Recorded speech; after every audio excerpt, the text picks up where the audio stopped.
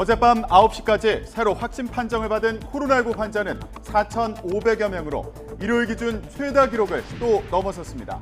오미크론의 N차 감염까지 확산하면서 정부가 말한 특단의 조치가 현실화할 가능성이 커지고 있습니다.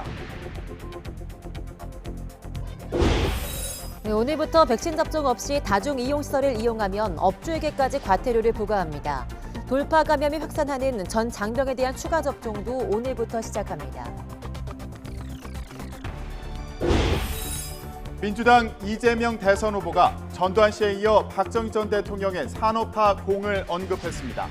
국민의힘 윤석열 후보는 외연 확장을 위한 새시대 준비위원회를 공식 출범했습니다. 대출 규제 여파로 노원구와 도봉구 등 서울 외곽 지역 집값이 주춤하고 있습니다. 다만 고가 아파트가 많은 강남 3구의 상승세는 여전합니다. 전치 11주의 학교 폭력에 가담한 학생들이 경찰 수사에서 혐의 없음 처분을 받았습니다. 피해 학생은 8달째 트라우마에 시달리고 있는데 폭력 가담 학생과 여전히 같은 학교에 다니고 있습니다. 헤어진 여자친구의 집을 찾아가 가족을 살해한 남성이 구속됐습니다. 이 남성은 흥신소에서 전 여자친구의 집 주소를 파악해 범행을 준비한 것으로 드러났습니다. 시청자 여러분 안녕하십니까? 굿모닝 YTN 시작합니다. 코로나19 확산세가 이번 주에도 계속되고 있습니다. 어젯밤 9시까지 확진자가 이미 일요일 기준 최다치를 넘어선 상태인데요. 여기에 신종 변이 오미크론의 N차 감염까지 확산하고 있습니다. 네, 정부가 언급한 특단의 조치가 조만간 현실화될 전망입니다. 조태현 기자입니다. 어젯밤 9시까지 새로 확진 판정을 받은 코로나19 환자는 4,564명입니다. 연일 7,000명 전후로 확진자가 나왔던 만큼 얼핏 봐선 확산세가 한풀 꺾인 것 같지만 주말과 휴일에는 검사 건수가 줄어드는 주말 효과가 반영된 결과에 불과합니다. 이미 일요일 발생 기준으로 역대 최다였던 지난 6일 0시 기준 확진자 4,325명을 넘어선 수준입니다. 신종 변이인 오미크론 N차 감염 우려도 현실이 됐습니다. 첫 오미크론 확진자가 발생한 인천 미추홀구의 교회와 관련해선 벌써 6차 감염 사례까지 나왔습니다. 사망자가 나와야 빈 병상이 생길 정도로 한계에 다다른 상황에서 우리 의료 역량이 강력한 도전에 직면한 겁니다. 문제는 이 전파력이 높으면 확진자의 숫자가 늘어나고 중증도가 낮아도 결국은 결과적으로 입원하는 환자, 사망하는 환자는 더 늘어날 수 있다는 것입니다. 의욕적으로 단계적 일상회복 카드를 꺼내든 정부도 비상에 걸렸습니다. 하루 10,000명 확진도 대비했다던 자신감은 특단의 방역 대책을 도입할 수 있다는 말로 바뀌었습니다. 이 위기 국면에 반전이 어렵다고 판단될 경우에는 정부는 강력한 사회적 거리두기 등을 포함한 특단의 방역 대책을 결정할 수밖에 없음을 거듭 말씀드립니다. 지금의 확산세를 고려했을 때 방역 강화는 기정사실이라는 분석이 나옵니다. 현재 수도권은 6명, 비수도권은 8명인 사적 모임 허용 인원을 줄이고 식당과 카페 등의 영업시간을 단축하는 방안이 유력하게 거론됩니다. YTN 조태현입니다. 정부는 백신 접종에도 속도를 내고 있습니다. 청소년층 접종률을 끌어올리기 위해서 이번 주에 학교로 찾아가서 접종을 시작합니다. 또 2차 접종을 마친 지 3개월이 지난 성인들은 오늘부터 3차 접종 사전 예약을 할 수 있습니다. 김혜은 기자입니다. 정부는 연일 청소년 접종 필요성을 강조하고 있습니다. 청소년 감염이 증가하는 상황에서 백신이 청소년 감염과 중증 예방에 효과가 있다는 겁니다. 고3 접종 그리고 12, 17세의 접종을 진행하면서 96%라는 감염 예방 효과를 확인하였고 중대한 이상 반응은 매우 드물어 백신의 효과와 안전성을 확인하였습니다. 12살에서 17살 청소년 접종 완료율은 37%로 여전히 낮은 수준입니다. 이에 따라 정부는 접종을 희망하는 학교에 직접 찾아가 학생들에게 백신을 놔주기로 했습니다. 이를 위해 전국 학부모를 상대로 미리 수요 조사를 벌였는데 11일 0시 기준으로 모두 8,300여 학교에서 8만 400여 명이 신청했습니다. 정부는 오는 15일부터 학교 접종이 본격화될 것으로 내다봤습니다. 다만 일각에서 사실상 접종 강요라는 반발도 나오고 있어서 청소년 접종률을 얼마나 끌어올릴지는 지켜봐야 할 것으로 보입니다. 성인의 3차 접종 일정도 본격화됐습니다. 2차 접종을 마친 뒤 3개월이 지난 경우 이번 주부터 3차 접종 예약이 시작됩니다. 전문가들은 계절 요인에 오미크론 변이까지 더해진 대유행 속에서 3차 접종률을 끌어올리는 게 관건이라고 강조합니다. 이스라엘의 확진자 그래프를 보시면 7월부터 종 모양으로 쫙 올라가다가 10월부터 떨어지기 시작하거든요. 그게 이제 부스터 효과입니다. 정부가 충분히 설명을 하고 완화가 되어야지만 추가 접종이 원활히 진행이 될 수 있을 것 같습니다. 3차 접종을 예약한 사람들은 오는 15일부터 곧바로 접종을 받을 수 있습니다. YTN 김혜은입니다. 오늘부터는 이른바 방역 패스의 계도 기간이 끝나면서 식당, 카페 등 다중이용시설에서 방역 지침을 위반하면 과태료 등 벌칙이 부과됩니다. 학원과 영화관, 공연장, 독서실, 스터디 카페, PC방 등 16개 시설에 들어갈 때도 접종 증명서 또는 음성 확인서를 제출해야 합니다. 이를 어긴 시설 이용자와 사업주 모두에게 과태료를 물리는데 이용자에게는 10만 원이, 사업주는 1차 150만 원, 2차 위반 때는 300만 원이 부과됩니다. 사업주가 방역 지침을 준수하지 않을 경우에 1차 10일, 2차 20일, 3차 3개월 운영 중단 명령을 내릴 수 있고 4차 위반 시에는 시설 폐쇄 명령도 가능합니다. 네, 군에서 코로나19 돌파 감염 비율이 신규 확진자의 94%를 넘어선 가운데 오늘부터 전체 장병을 대상으로 추가 접종이 시행됩니다. 당초 추가 접종 개시일로 예정됐던 27일에서 2주 앞당겨 시행되는 건데 사전 준비가 조기에 완료된 군 병원과 사단급 의무대에서 먼저 실시됩니다. 국방부는 전역과 휴직, 파견 등으로 영외에 있는 대상자는 민간시설에서도 3차 접종이 가능하다고 설명했습니다. 군대 내 추가 접종 대상은 35만에서 40만 명가량으로 추산됩니다. 전북에서 오미크론 변이가 N차 감염으로 확산하고 있습니다. 네, 전북뿐 아니라 전남 등 다른 지역으로 번지고 있어서 지역사회에 비상이 걸렸습니다. 김민성 기자입니다. 전북 완주군 보건소 선별진료소. 오미크론 변이 확진자가 나왔다는 소식에 검사를 받으려는 시민들의 발길이 이어집니다. 예, 지금 현재 오미크론 때문에 확산세가 좀 심각해지는 상황인데 직장이 이쪽 완주군 쪽이라 직장에서 혹시라도 제가 피해를 주지 않을까 해서. 완주에서 첫 오미크론 확진자가 나온 건 지난 10일. 이란에서 입국한 30대 외국인 유학생이 가족 집에서 자가격리하다 확진됐습니다. 함께 지내던 가족 4명 중 3명이 이어서 오미크론에 감염됐고 가족 중 1명이 다니던 어린이집에서도 종사자 1명이 확진됐습니다. 이후 오미크론 바이러스는 이 어린이집을 다니던 다른 원생 가족의 서울 가족 모임을 통해 전남 한평 어린이집으로까지 번져 3명이 확진됐습니다. 전북 유학생을 시작으로 한 변이 감염이 유학생의 가족으로 이어진 뒤 전북 어린이집과 서울 가족 모임을 거쳐 전남 어린이집으로 퍼진 겁니다. 이렇게 지금까지 확인된 오미크론 확진자는 모두 8명. 확진자가 발생한 한평군 지역의 어린이집과 유치원 그리고 초등학교를 일주일간 비대면 수업으로 전환하는 등 방역 대응에 만전을 기하도록 하겠습니다. 관련 의심 환자는 전북 완주와 전남 한평의 어린이집, 서울 가족 모임 참석자 등 모두 31명에 이릅니다. 방역 당국이 추정하는 전파 경로를 보면 오미크론 확진자가 추가로 발생할 가능성이 큽니다. 인천 교회발 확진자도 4명 추가되면서 오미크론 확진자는 해외 유입 23명을 포함해 모두 90명, 의심 환자는 33명으로 늘었습니다. YTN 김민성입니다. 유럽 일부 국가에서도 오미크론 변이가 며칠 안에 델타를 추월할 거라는 전망이 나오고 있습니다. 네, 거침없는 확산세의 일부 국가는 3차 접종 시기를 앞당기고 4차 접종도 검토하고 있습니다. 김선희 기자입니다. 오미크론 변이가 이번 주 안에 일부 유럽 국가에서 델타를 제치고 지배종이 될 가능성이 있다. 현지 시각 11일 워싱턴 포스트 보도가 나온 가운데 덴마크와 영국 등에서 오미크론이 며칠 안에 델타를 추월할 것이란 전망이 나오고 있습니다. 영국은 현재 런던 감염자의 3분의 1을 오미크론 감염으로 보고 있습니다. So what we know, hence the concern, is that 1/3 of infections now in London are Omicron.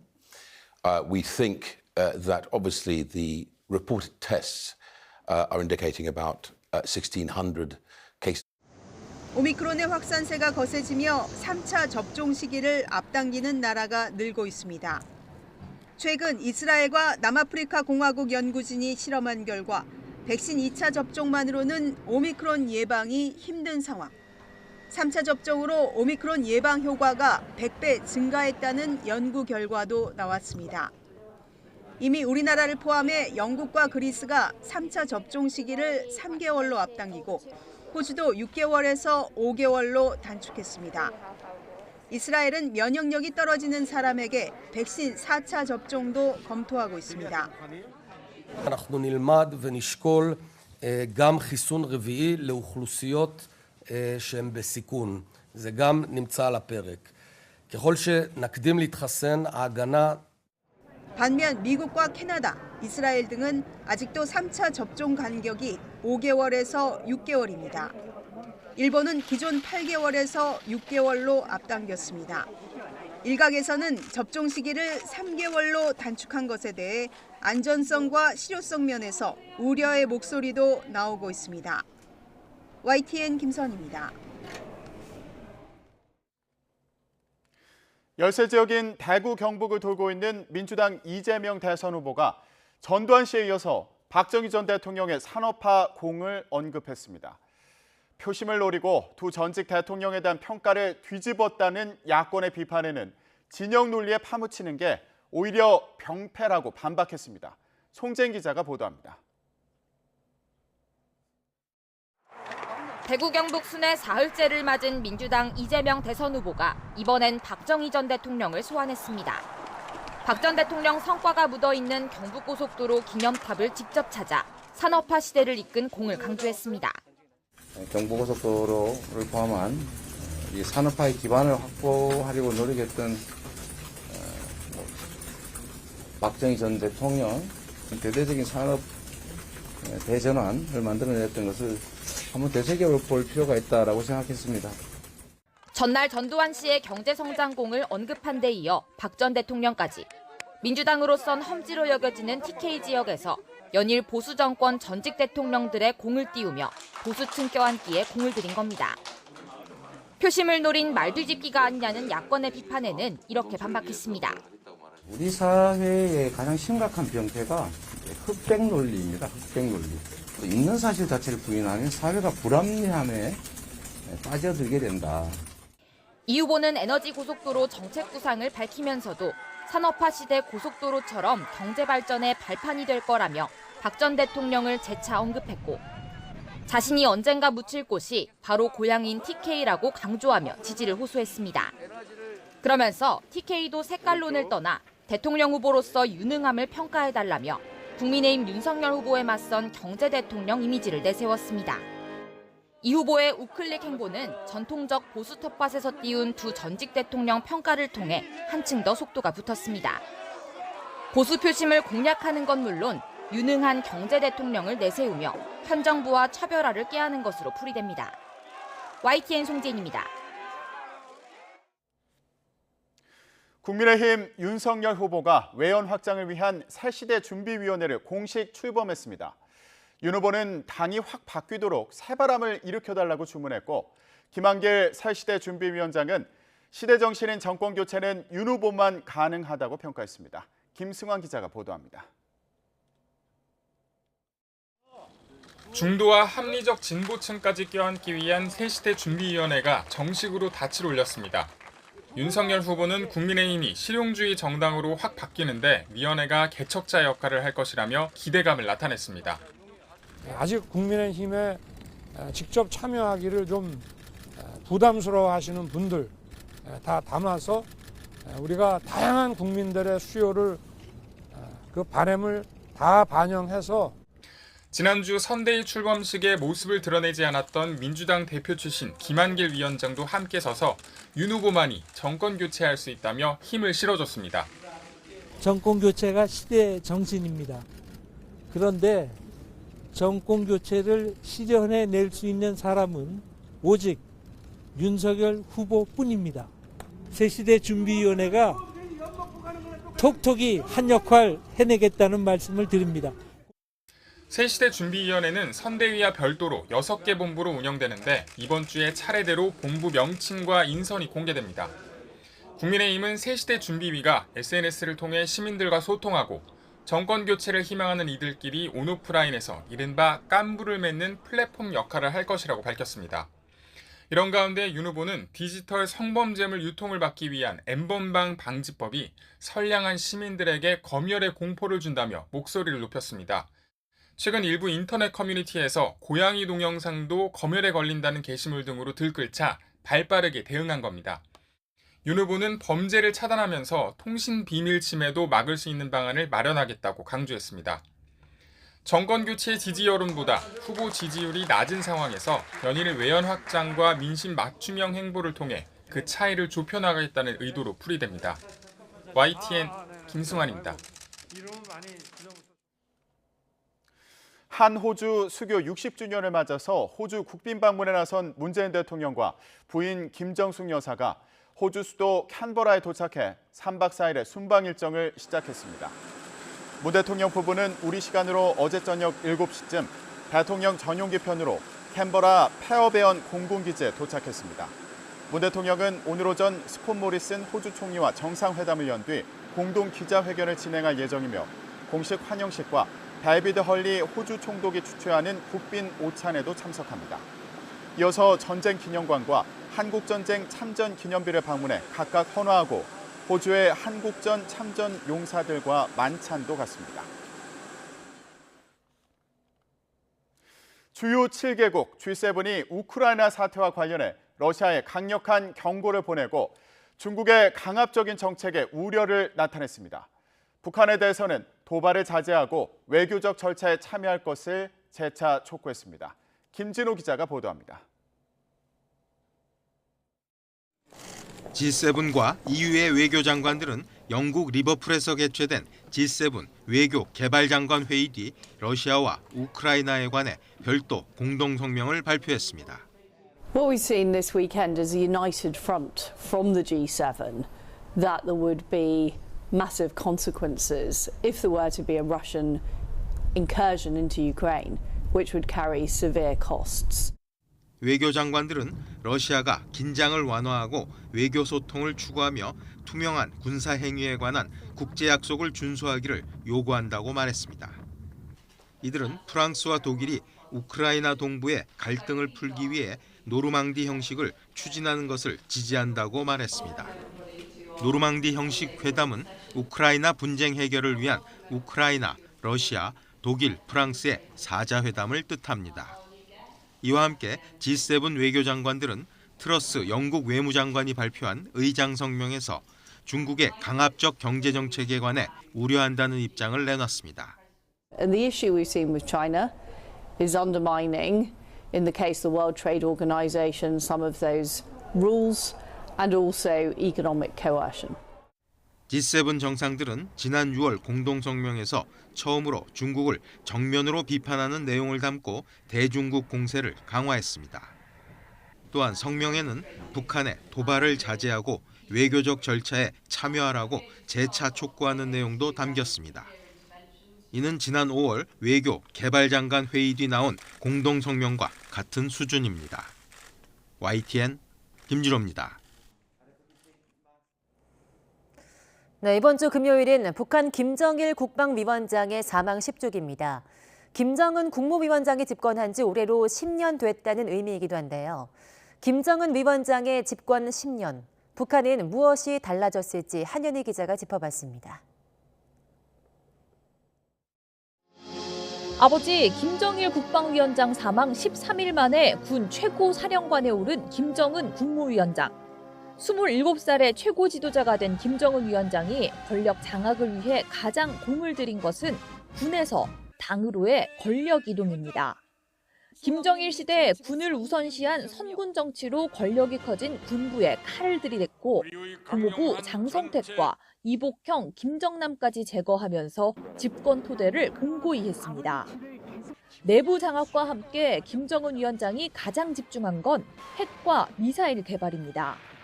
집권 이후에만 4차례 핵실험. 여기에 미국 본토를 사정권에 둔 대륙간 탄도미사일 시험 발사도 강행하며 핵미사일 고도화에 열을 올렸습니다. 비로소 국가 핵무력 완성의 역사적 대업, 로켓 강국 위협이 실현되었다고 긍지 높이 선포하시었다.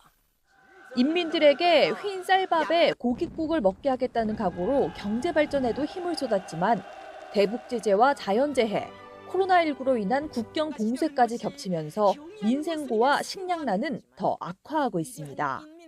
여기에 의욕적으로 진행했던 남북 북미 대화마저 제자리 걸음인 상황.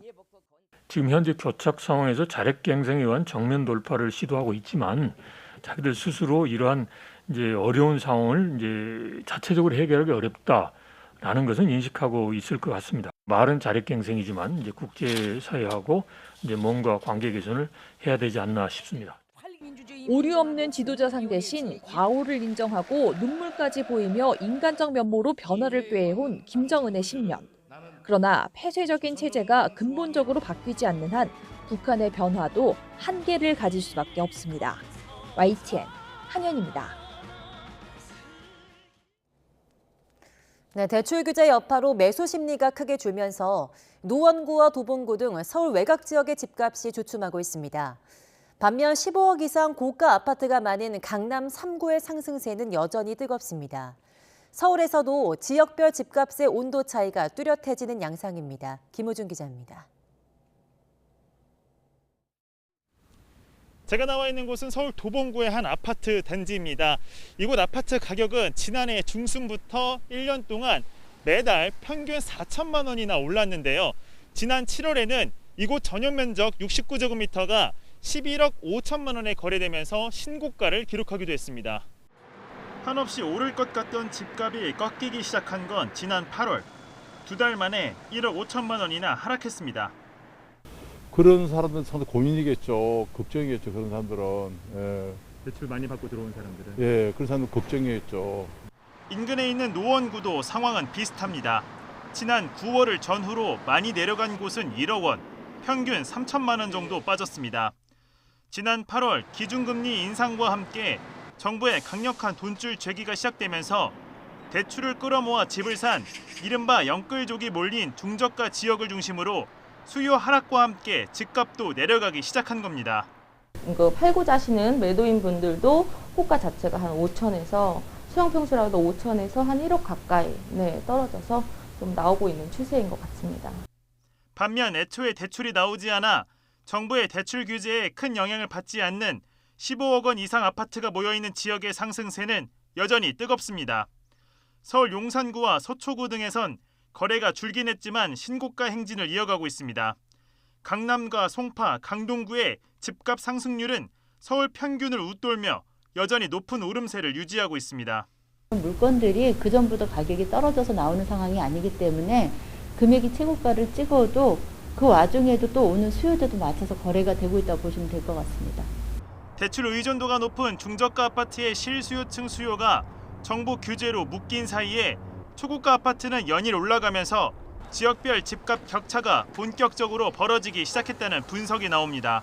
대출 규제 영향이 다르게 작동을 하면서 관망세 확산 속에서 중저가 지역은 빠르게 보합이나 약세로 돌아서는 상황이고 고가 지역에 상대적으로 강세를 띠는 양극화 현상이 심화될 것으로 보입니다. 또 다주택자에 대한 세금 부담이 강화되면서 이른바 똘똘한 한 채에 대한 수요가 몰리는 것도 서울 아파트 값의 부익부 빈익빈 현상을 부추기는 주요 요인으로 꼽힙니다. YTN 김무준입니다. 한국토지주택공사 LH의 서울 수서 등 전국 14개 지구 행복주택 약 7천 가구의 청약 접수가 오늘부터 22일까지 진행됩니다. 공급 대상은 서울 수서의 천여 가구 등 수도권 7개 지구와 지방 7개 지구로 모두 6,893가구입니다. 당첨자 발표는 내년 3월 이후입니다. SGI 서울보증이 이른바 초고가 전세에 대해서도 지금처럼 대출 보증을 이어가기로 했습니다. 한동안 고가 전세 대출 보증을 중단하는 방안을 검토했던 SGI 서울보증은 지난주부터 관련한 내부 논의를 중단했습니다. SGI 서울보증은 최근 전세값이 많이 올라 전세자금 수요가 커 보증을 중단하면 실수요자의 피해가 우려된다고 설명했습니다.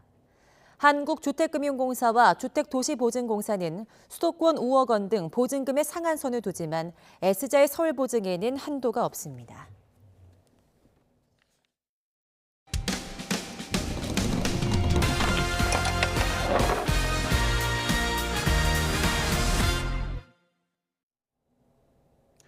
무려 전치 11주의 학교 폭력에 가담한 학생들이 경찰 수사에서 혐의 없음 처분을 받았습니다.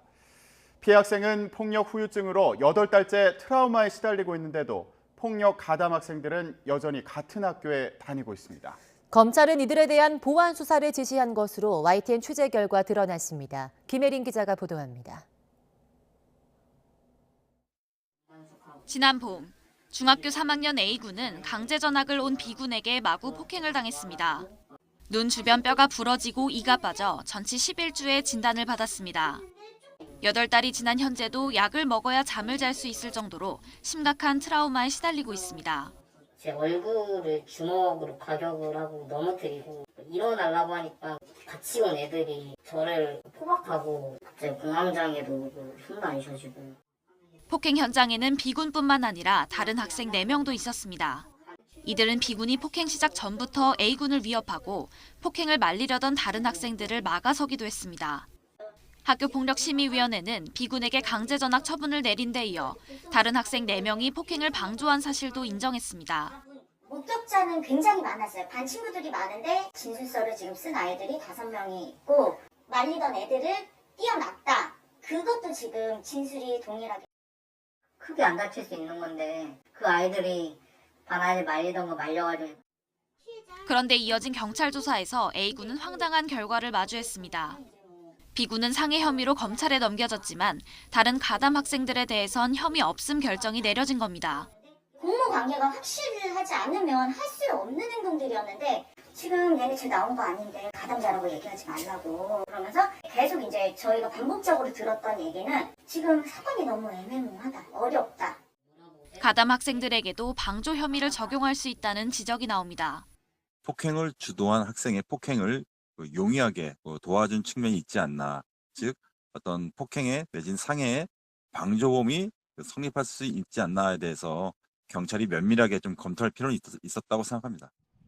폭행 이후 A군 부모는 경찰에 신변보호 요청을 했지만 여러 차례 거절당했고 A군은 가담 학생들과 학교를 같이 다녀야 했습니다. 신변보호 처음 요청했어요. 근데 나중에 얘기하자 그러더라고요. 어찌를 저희가 사적 개별로 경찰서에서 안 해준다고. 갔는데 일주일 만에 얘네 반에 와서 애를 위협을 주는 거예요. 결국 A군은 남은 등교 일정을 포기했습니다. 검찰은 A군 부모의 이의 신청을 받아들여 경찰에 보완 수사를 지시했습니다.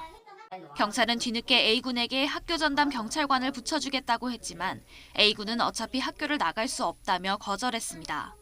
학교는 공부하고 뭘 배우고 성장하는 곳인데 저한테 거기가 그냥 저를 죽이는 곳이라고 생각해요, 지금은.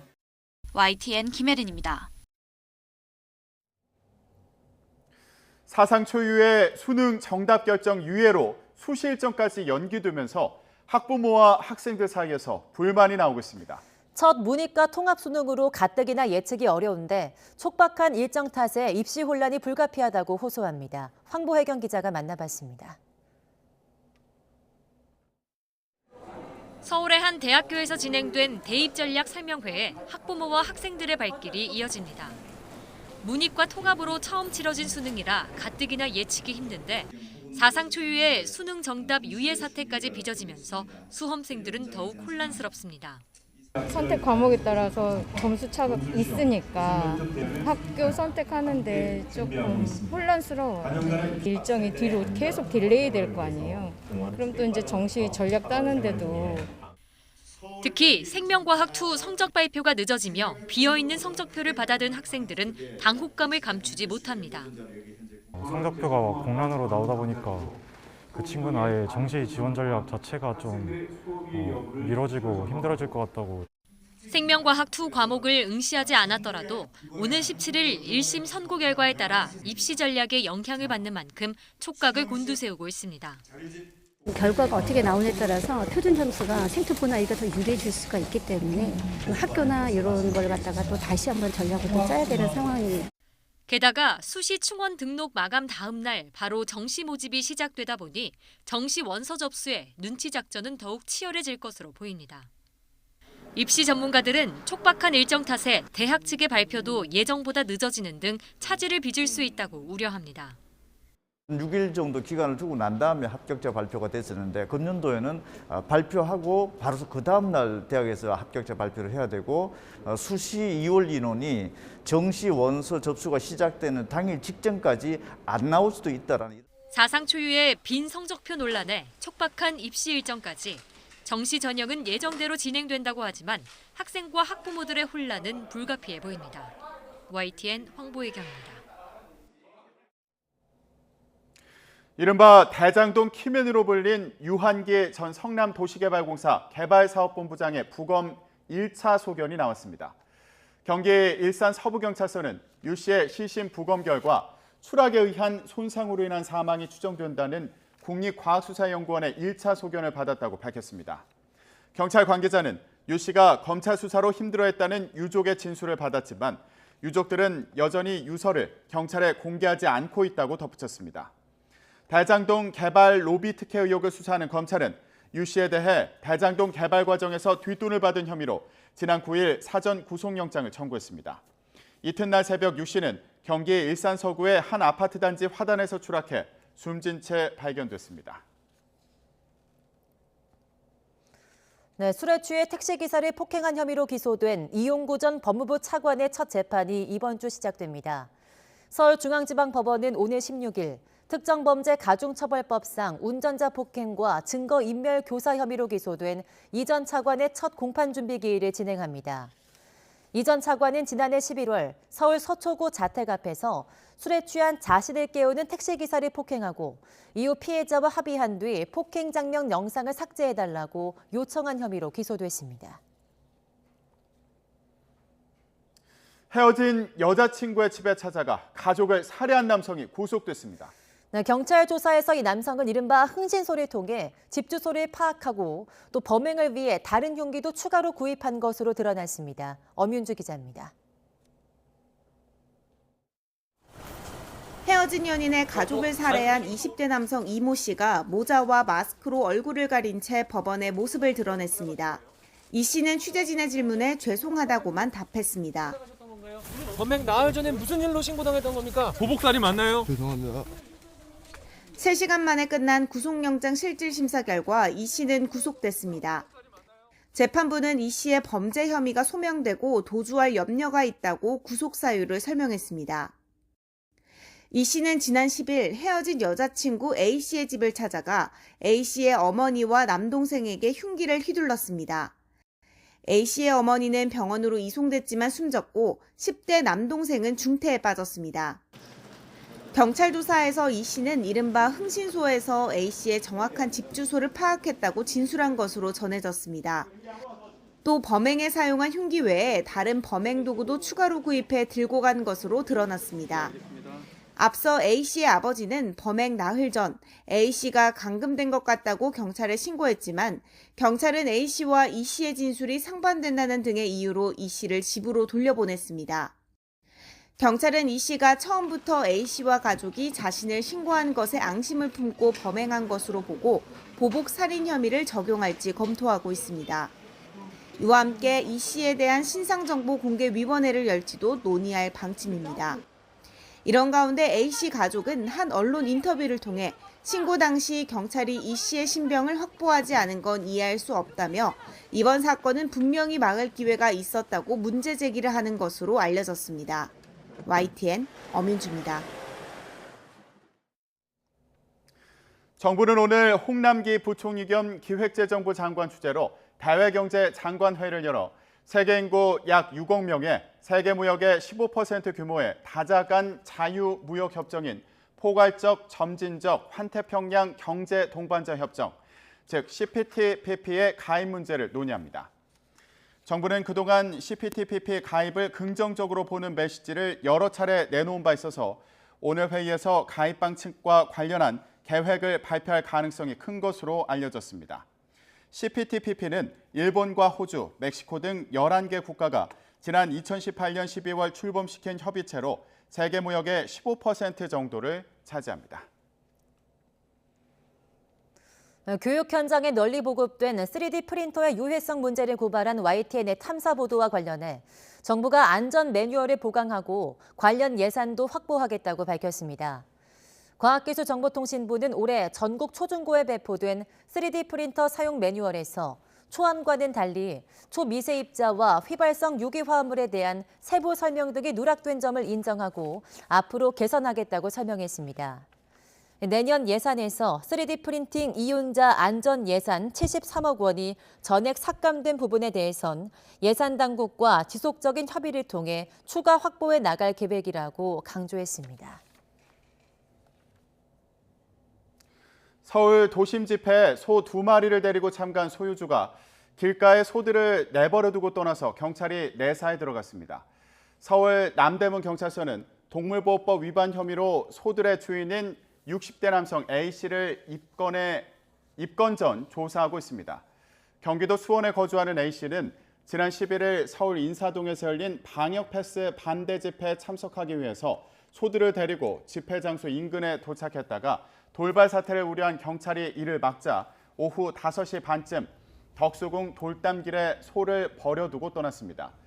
소들은 길가에서 하룻밤을 보냈고 동물권 단체 활동가들의 보살핌을 받은 것으로 파악됐습니다. 경찰 관계자는 현재 소들은 모두 A씨에게 인계한 상태라고 설명했습니다. 코로나19로 대표적인 겨울 축제인 강원도 화천 산천어 축제가 결국 취소됐습니다.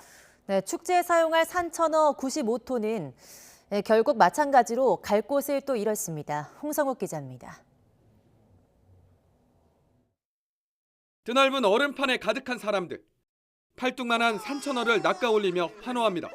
매년 1월 100만 명 이상 관광객이 몰리던 화천 산천어 축제. 단계적 일상 회복과 함께 2년 만에 축제가 다시 열릴 것으로 기대를 모았지만 이번 겨울에도 다시 볼 수 없는 모습이 됐습니다. 축제장을 찾은 사람들이 얼음 낚시를 즐기던 곳입니다.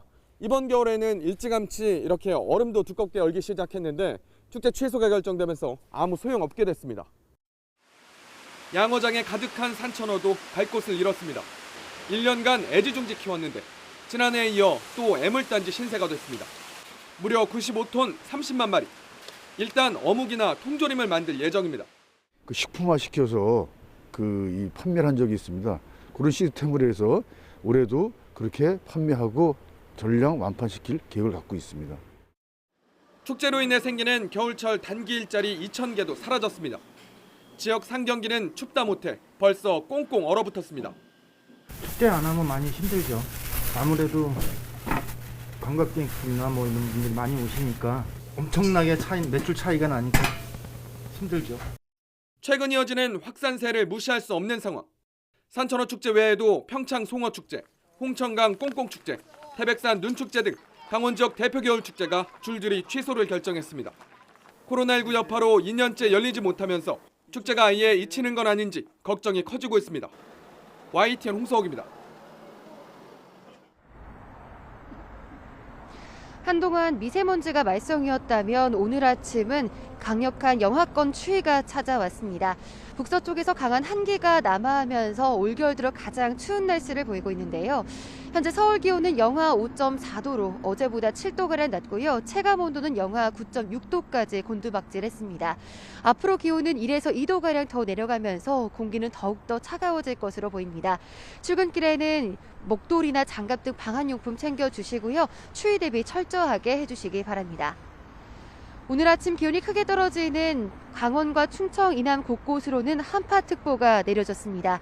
현재 비공식 기록으로 전북 무주군 덕유봉의 기온이 영하 15.2도까지 떨어지며 가장 춥고요. 대관령은 영하 10.5도, 파주는 영하 9.6도로 영하권 추위가 기승을 부리고 있습니다. 낮에도 찬바람이 불면서 종일 춥겠습니다. 서울 낮 기온 3도, 대전과 광주 5도, 대구는 6도로 어제보다 2에서 6도가량 낮겠습니다. 그래도 강한 바람이 미세먼지를 밀어내며 오늘 전국의 대기질은 좋음 수준을 보이겠고요. 내륙은 대체로 쾌청하겠지만 제주도에만 오후까지 가끔 비나 눈이 내릴 전망입니다. 이번 추위는 오래가지 않겠습니다. 내일부터 다시 예년보다 온화한 날씨를 되찾겠는데요. 다만 수요일 중부지방에, 목요일에는 남부지방에 비가 내린 뒤 주 후반 다시 날이 추워질 전망입니다. 한파특보가 내려지면 어린이와 노약자는 되도록 외출을 자제해 주시기 바라고요. 가정에서는 계량기 동파 사고가 발생할 위험이 큰 만큼 각별히 주의를 해주시기 바랍니다. 지금까지 YTN 홍나실입니다. 어젯밤 9시까지 새로 확진 판정을 받은 코로나19 환자는 4,500여 명으로 일요일 기준 최다 기록을 또 넘었습니다. 오미크론의 N차 감염까지 확산하면서 정부가 말한 특단의 조치가 현실화할 가능성이 커지고 있습니다.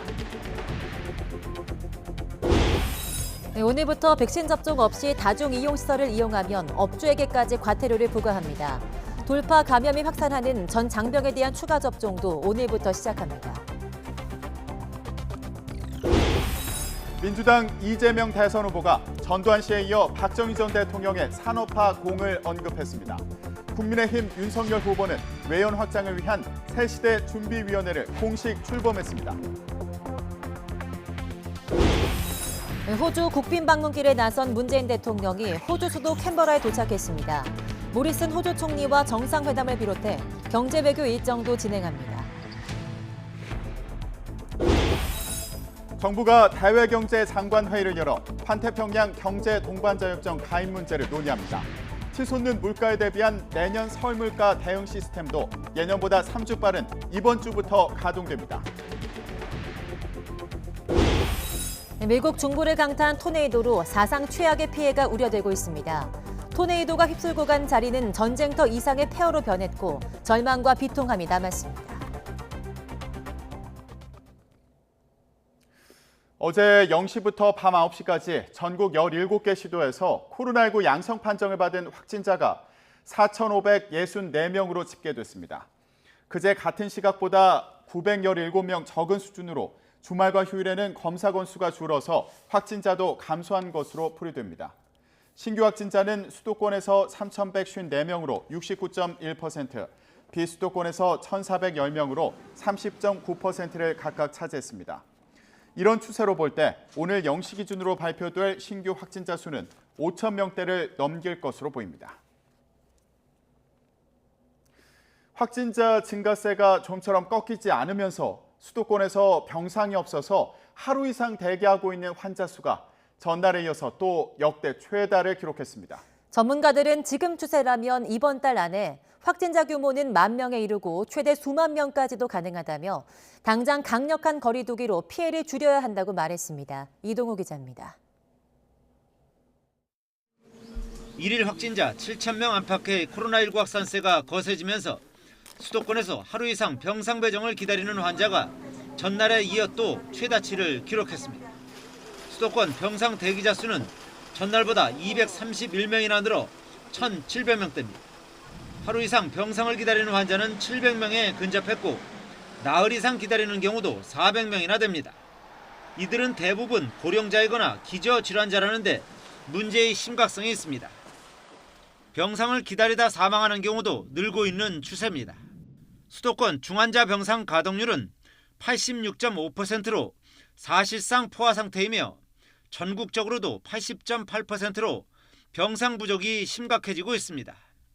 정부는 행정명령을 통해 추가로 병상을 확보한다는 계획이지만 중환자를 돌볼 의료 인력 역시 한계점을 넘은 상황입니다. 이 환자를 이제 어떻게 살릴지 고민하고 공부하는 게 저희들의 일이었는데 이제 이 많고 넘치는 환자 중에 누굴 죽게 내버려 둬야 될지를 고민해야 되는 처참한 상황이라서요. 정말 힘듭니다. 전문가들은 이런 추세라면 이번 달 안에 확진자 규모가 10,000명을 넘을 것이며 최대 수만 명도 가능하다고 경고합니다. 앞서서 12월 하순, 1월 초에 10,000명을 넘을 거라고 말씀을 드렸기 때문에 5차 유행의 최정점은 우리가 이제까지 경험해보지 못한 숫자, 상상도 잘 하기 어려운 숫자가 될 가능성이 높아 보입니다. 이에 따라 당장 강력한 거리 두기를 통해 확산세를 꺾어야 한다고 강조합니다. 정부가 특별 방역 대책으로 거리 두기를 조금 적용을 했죠. 사적 인원 모임 제한을 했습니다만 해외 사례를 보더라도 이것이 효과를 보려면 강력한 거리 두기가 시행이 되고 또 효과적으로 백신 접종이 같이 병행이 되어야 됩니다.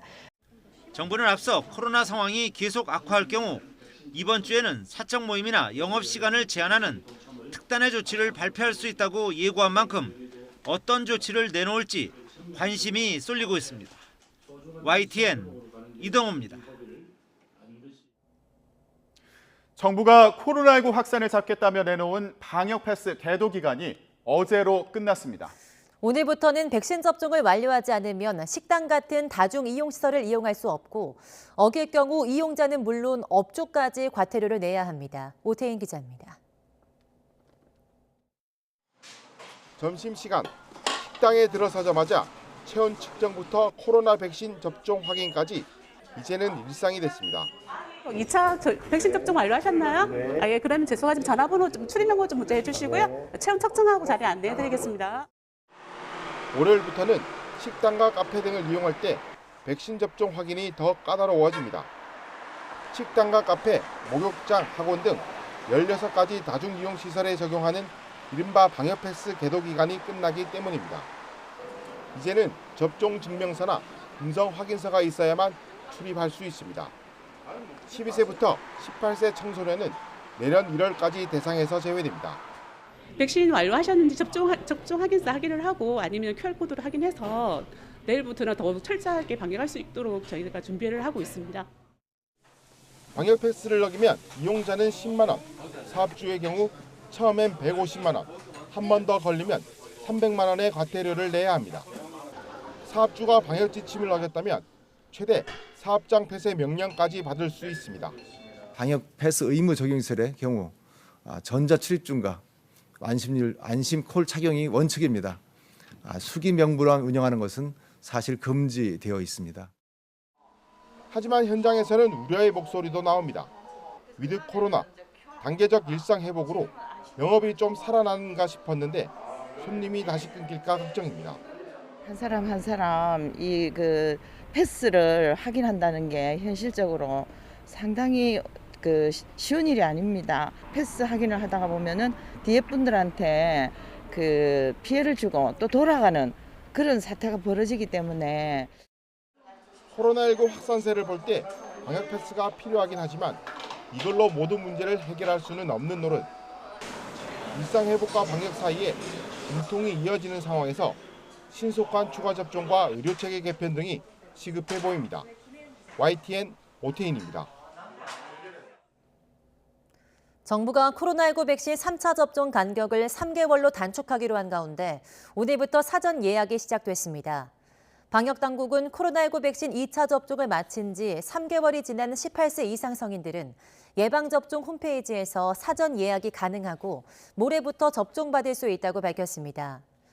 정부는 국내 방역 상황이 계속 악화하고 돌파 감염이 증가하고 있다며 지금의 유행 규모를 줄이기 위해 사회활동이 활발한 연령층도 3차 접종을 신속하게 시행할 필요가 있다고 보고 추가 접종 간격을 단축했습니다.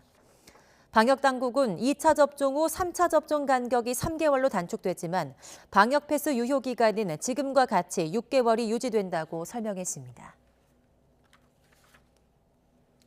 정부가 오늘부터 24일까지 2주를 소아청소년의 백신 접종 집중 지원 주간으로 운영합니다. 방역당국은 이 기간에 희망하는 학교를 대상으로 보건소 방문 접종팀이 직접 학교를 방문해 학교 단위 접종을 시행하는 찾아가는 백신 접종도 지원할 예정입니다. 이를 위해 교육부는 지난 6일부터 어제 정오까지 학생들의 건강 자가진단 애플리케이션에서 학부모를 대상으로 찾아가는 학교 단위 백신 접종 희망 수요 조사를 진행한 결과 그제 0시 기준으로 8만 433명이 접종을 신청했습니다. 교육부는 대부분 지역이 오는 15일부터는 본격적으로 학교 단위 접종을 진행할 수 있을 것으로 전망했습니다. 군대에서도 코로나19 신규 확진자 대부분이 돌파 감염으로 파악되면서 추가 접종 시기가 대폭 앞당겨졌습니다. 네, 오늘부터 모든 장병에 대한 추가 접종이 시작됩니다. 김문경 기자가 보도합니다. 최근 군 장병의 코로나19 신규 확진자는 매일 평균 20-30명을 꾸준히 기록하고 있습니다. 누적 확진자가 2,700여 명에 이르는 가운데 최근 신규 확진의 94%가 돌파 감염입니다. 국방부는 이에 따라 오늘부터 부스터샷 추가 접종에 나선다고 밝혔습니다. 처음에 내년 초로 예정됐던 추가 접종이 코로나19 확산세로 이달 말로 당겨졌다가 이번에 또 일정이 앞당겨진 겁니다. 추가 접종 대상자가 35만에서 40만 명으로 추산되는 가운데 군 병원과 사단급 의무대부터 접종을 시작합니다. 전역과 휴직, 파견 등으로 영해에 있는 대상자도 지자체 접종센터와 위탁 의료기관 등 민간 시설에서 3차 접종이 가능합니다. 국내 확진자가 증가 추세에 있지만 정부의 거리두기 방침에 따라 휴가 통제 등의 별도 조치는 아직 없습니다. 일각에서는 추가 접종을 앞두고 휴가를 통제한다는 불만글이 올라왔는데 군 당국은 항체 생성 기간을 감안한 휴가 시행이었다고 해명했습니다. 통상 정부의 거리두기가 강화되면 군에서도 거리두기가 재조정되는 만큼 군 장병의 코로나 피로도를 해소할 대책 마련도 시급해 보입니다. YTN 김문경입니다. 터키에서 코로나19 새 변이인 오미크론 감염 사례가 처음으로 확인됐습니다. 파흐레틴 코자 터키 보건부 장관은 현지 시간 11일 오미크론 감염 사례 6건이 처음으로 확인됐다면서 5건은 서부 이즈미리에서 1건은 이스탄불에서 발생했다고 밝혔습니다. 이어 감염자들의 증상은 매우 가볍고 입원 치료가 필요하지 않은 상태라고 말했습니다. 다만 오미크론의 유입 경로와 감염 사실을 확인한 방법 등은 구체적으로 설명하지 않았습니다. 중국 국경도시와 저장성에서 발생한 코로나19 집단 감염이 확산세를 이어가면서 중국 방역당국이 방역 수위를 높이고 있습니다. 중국 방역당국에 따르면 저장성 닝보, 사오싱, 항저우 등 3개 지역에서 지난 5일부터 모두 138명의 확진자가 나왔습니다. 중러 국경도시인 네이멍구, 만저우리 등 지역에서도 지난달 말부터 현재까지 529명의 확진자가 발생했습니다. 중국 방역당국은 국경지역에서 집단 감염이 계속해서 확산하자 모든 국경지역에 거주하는 사람이 다른 지역으로 이동할 때 48시간 안에 코로나19 음성 핵산 검사서를 제출하도록 했습니다. 민주당 이재명 대선 후보가 다주택자 양도세 중과와 관련해 1년 정도 한시적으로 유예하는 방안을 당에 제시해서 협의가 진행되고 있다고 밝혔습니다. 이 후보는 어제 경북 김천의 경부고속도로 기념탑을 찾은 뒤 취재진을 만나 6개월 안에 처분을 마치면 중과세를 완전히 면제해주고 처분 기간이 3개월씩 늘어날수록 면제 비율을 줄이는 방안을 제안했다며 조만간 입장을 정리하게 될 것이라고 설명했습니다. 이는 매물 잠김 현상을 해소하기 위한 것이라며 다만 정권 교체를 기다리면서 버틸 가능성도 있기 때문에 한시적으로 완화하는 것이라고 덧붙였습니다.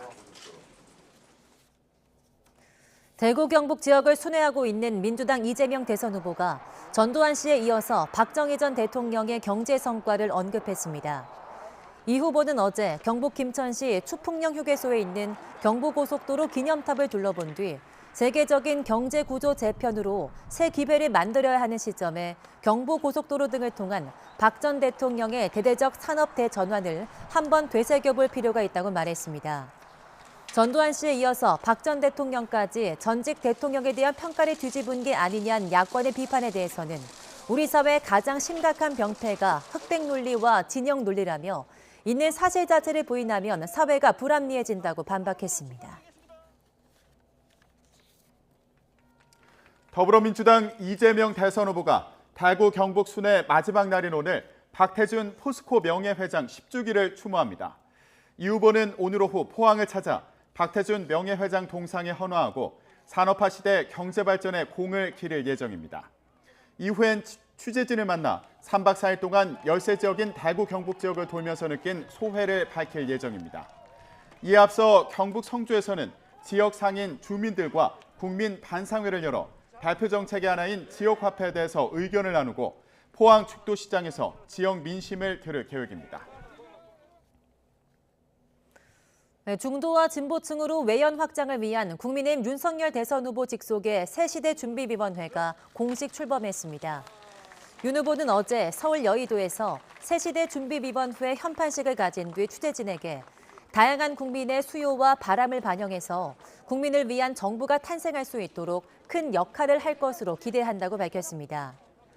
김한길 새시대 준비위원장은 시대 정신인 정권 교체를 실현할 사람은 오직 윤석열 후보뿐이라면서 대선 승리를 위해서 새시대 준비위원회가 큰 역할을 해내겠다고 밝혔습니다. 윤석열 후보의 아내 김건희 씨가 자신이 관련된 의혹을 직접 나서서 해명해야 한다는 주장에 대해 국민의힘 김병준 상임선대위원장은 본인의 입장과 권리를 존중해야 한다고 밝혔습니다. 김 위원장은 어제 MBN과의 인터뷰에서 아무리 대선 후보 배우자라도 본인이 판단할 수 있도록 다른 사람들은 지켜보는 것이 옳다면서 이같이 밝혔습니다.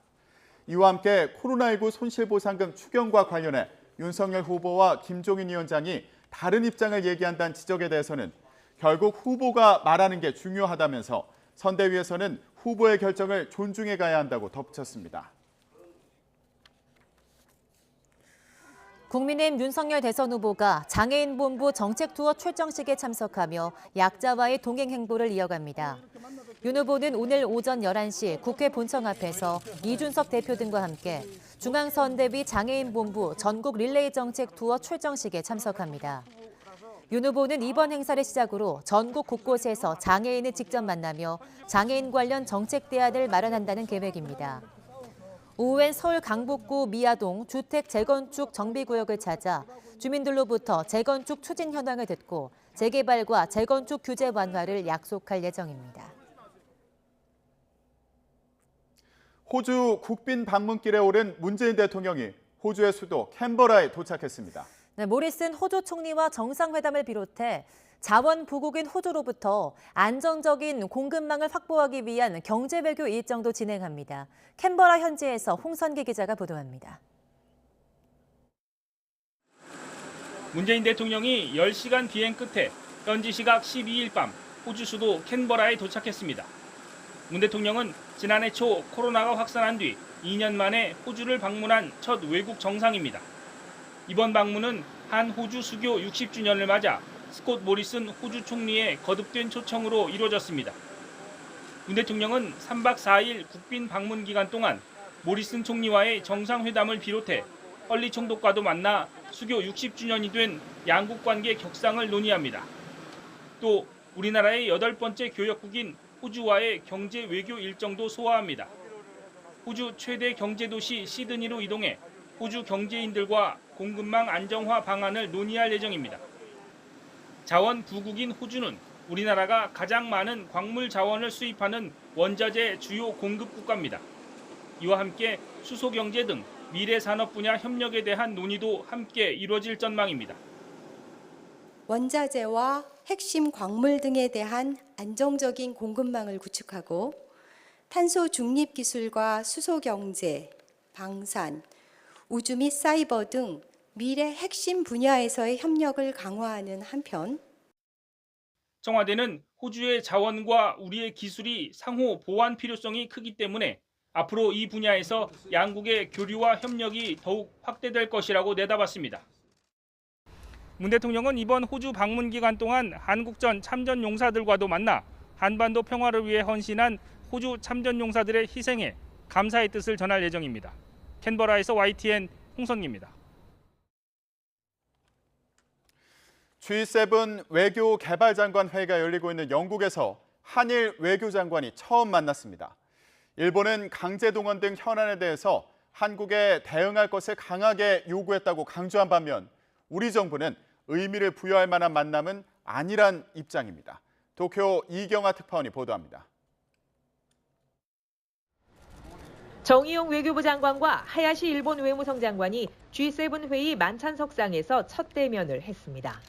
김창룡 경찰청장의 독도 방문 등으로 한층 냉랭해진 한일 관계 속에 두 외교수장이 처음 마주한 겁니다. 이 자리에서 하야시 장관은 강제동원과 위안부 등 현안에 대해 한국 측의 적절한 대응을 강하게 요구했다고 일본 측은 발표했습니다. 이에 대해 외교부는 두 장관이 현장에서 자연스럽게 만났고 한일 관계에 대한 의견 교환이 있었던 것으로 이해한다고 밝혔습니다. 이번 만남은 선체로 짧은 시간 이루어졌다고 일본 언론들은 전했습니다. 의미 있는 얘기가 오가긴 어려운 상황임에도 일본은 한국의 강경한 입장을 보였음을 앞세우는 모양새입니다. 지난달 워싱턴 한미일 외교차관 회의 후 독도 방문 문제로 공동 기자회견을 무산시킨 일본은 미국과도 만났습니다. こうしてトニーとですね、初めての対面での会談ができることを大変嬉しく。 블링컨 국무장관과 하야시 외무성 장관 역시 이 자리가 첫 대면입니다. Particularly pleased to have the opportunity to see Yogi and to go in some greater detail about some of the many issues we're already discussing with the G7, but also where. 뜨거운 감자로 떠오른 베이징 올림픽에 대한 외교적 보이콧 문제는 이 자리에서 거론되지 않았습니다. 아베 전 총리 등 보이콧 동참을 요구하는 자민당 내 보수파 목소리가 커지면서 기시다 내각 강요는 보내지 않는 쪽으로 가닥이 잡히고 있습니다. 다만 지난 도쿄올림픽에 중국이 국가체육총국장을 보낸 만큼 하시모토 전 도쿄올림픽 조직위원장 등을 보내는 방안이 거론되고 있습니다. 도쿄에서 YTN 이경아입니다. 정부는 오늘 홍남기 부총리 겸 기획재정부 장관 주재로 대외경제 장관 회의를 열어 세계 인구 약 6억 명의 세계 무역의 15% 규모의 다자간 자유무역협정인 포괄적 점진적 환태평양 경제 동반자 협정 CPTPP의 가입 문제를 논의합니다.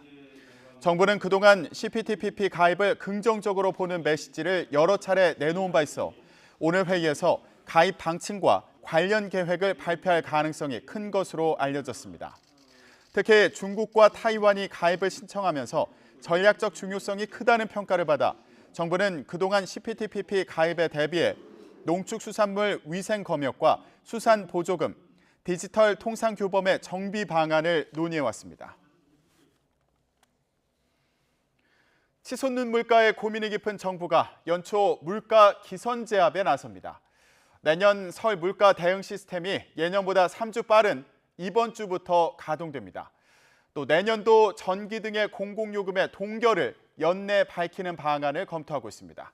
김상우 기자가 보도합니다.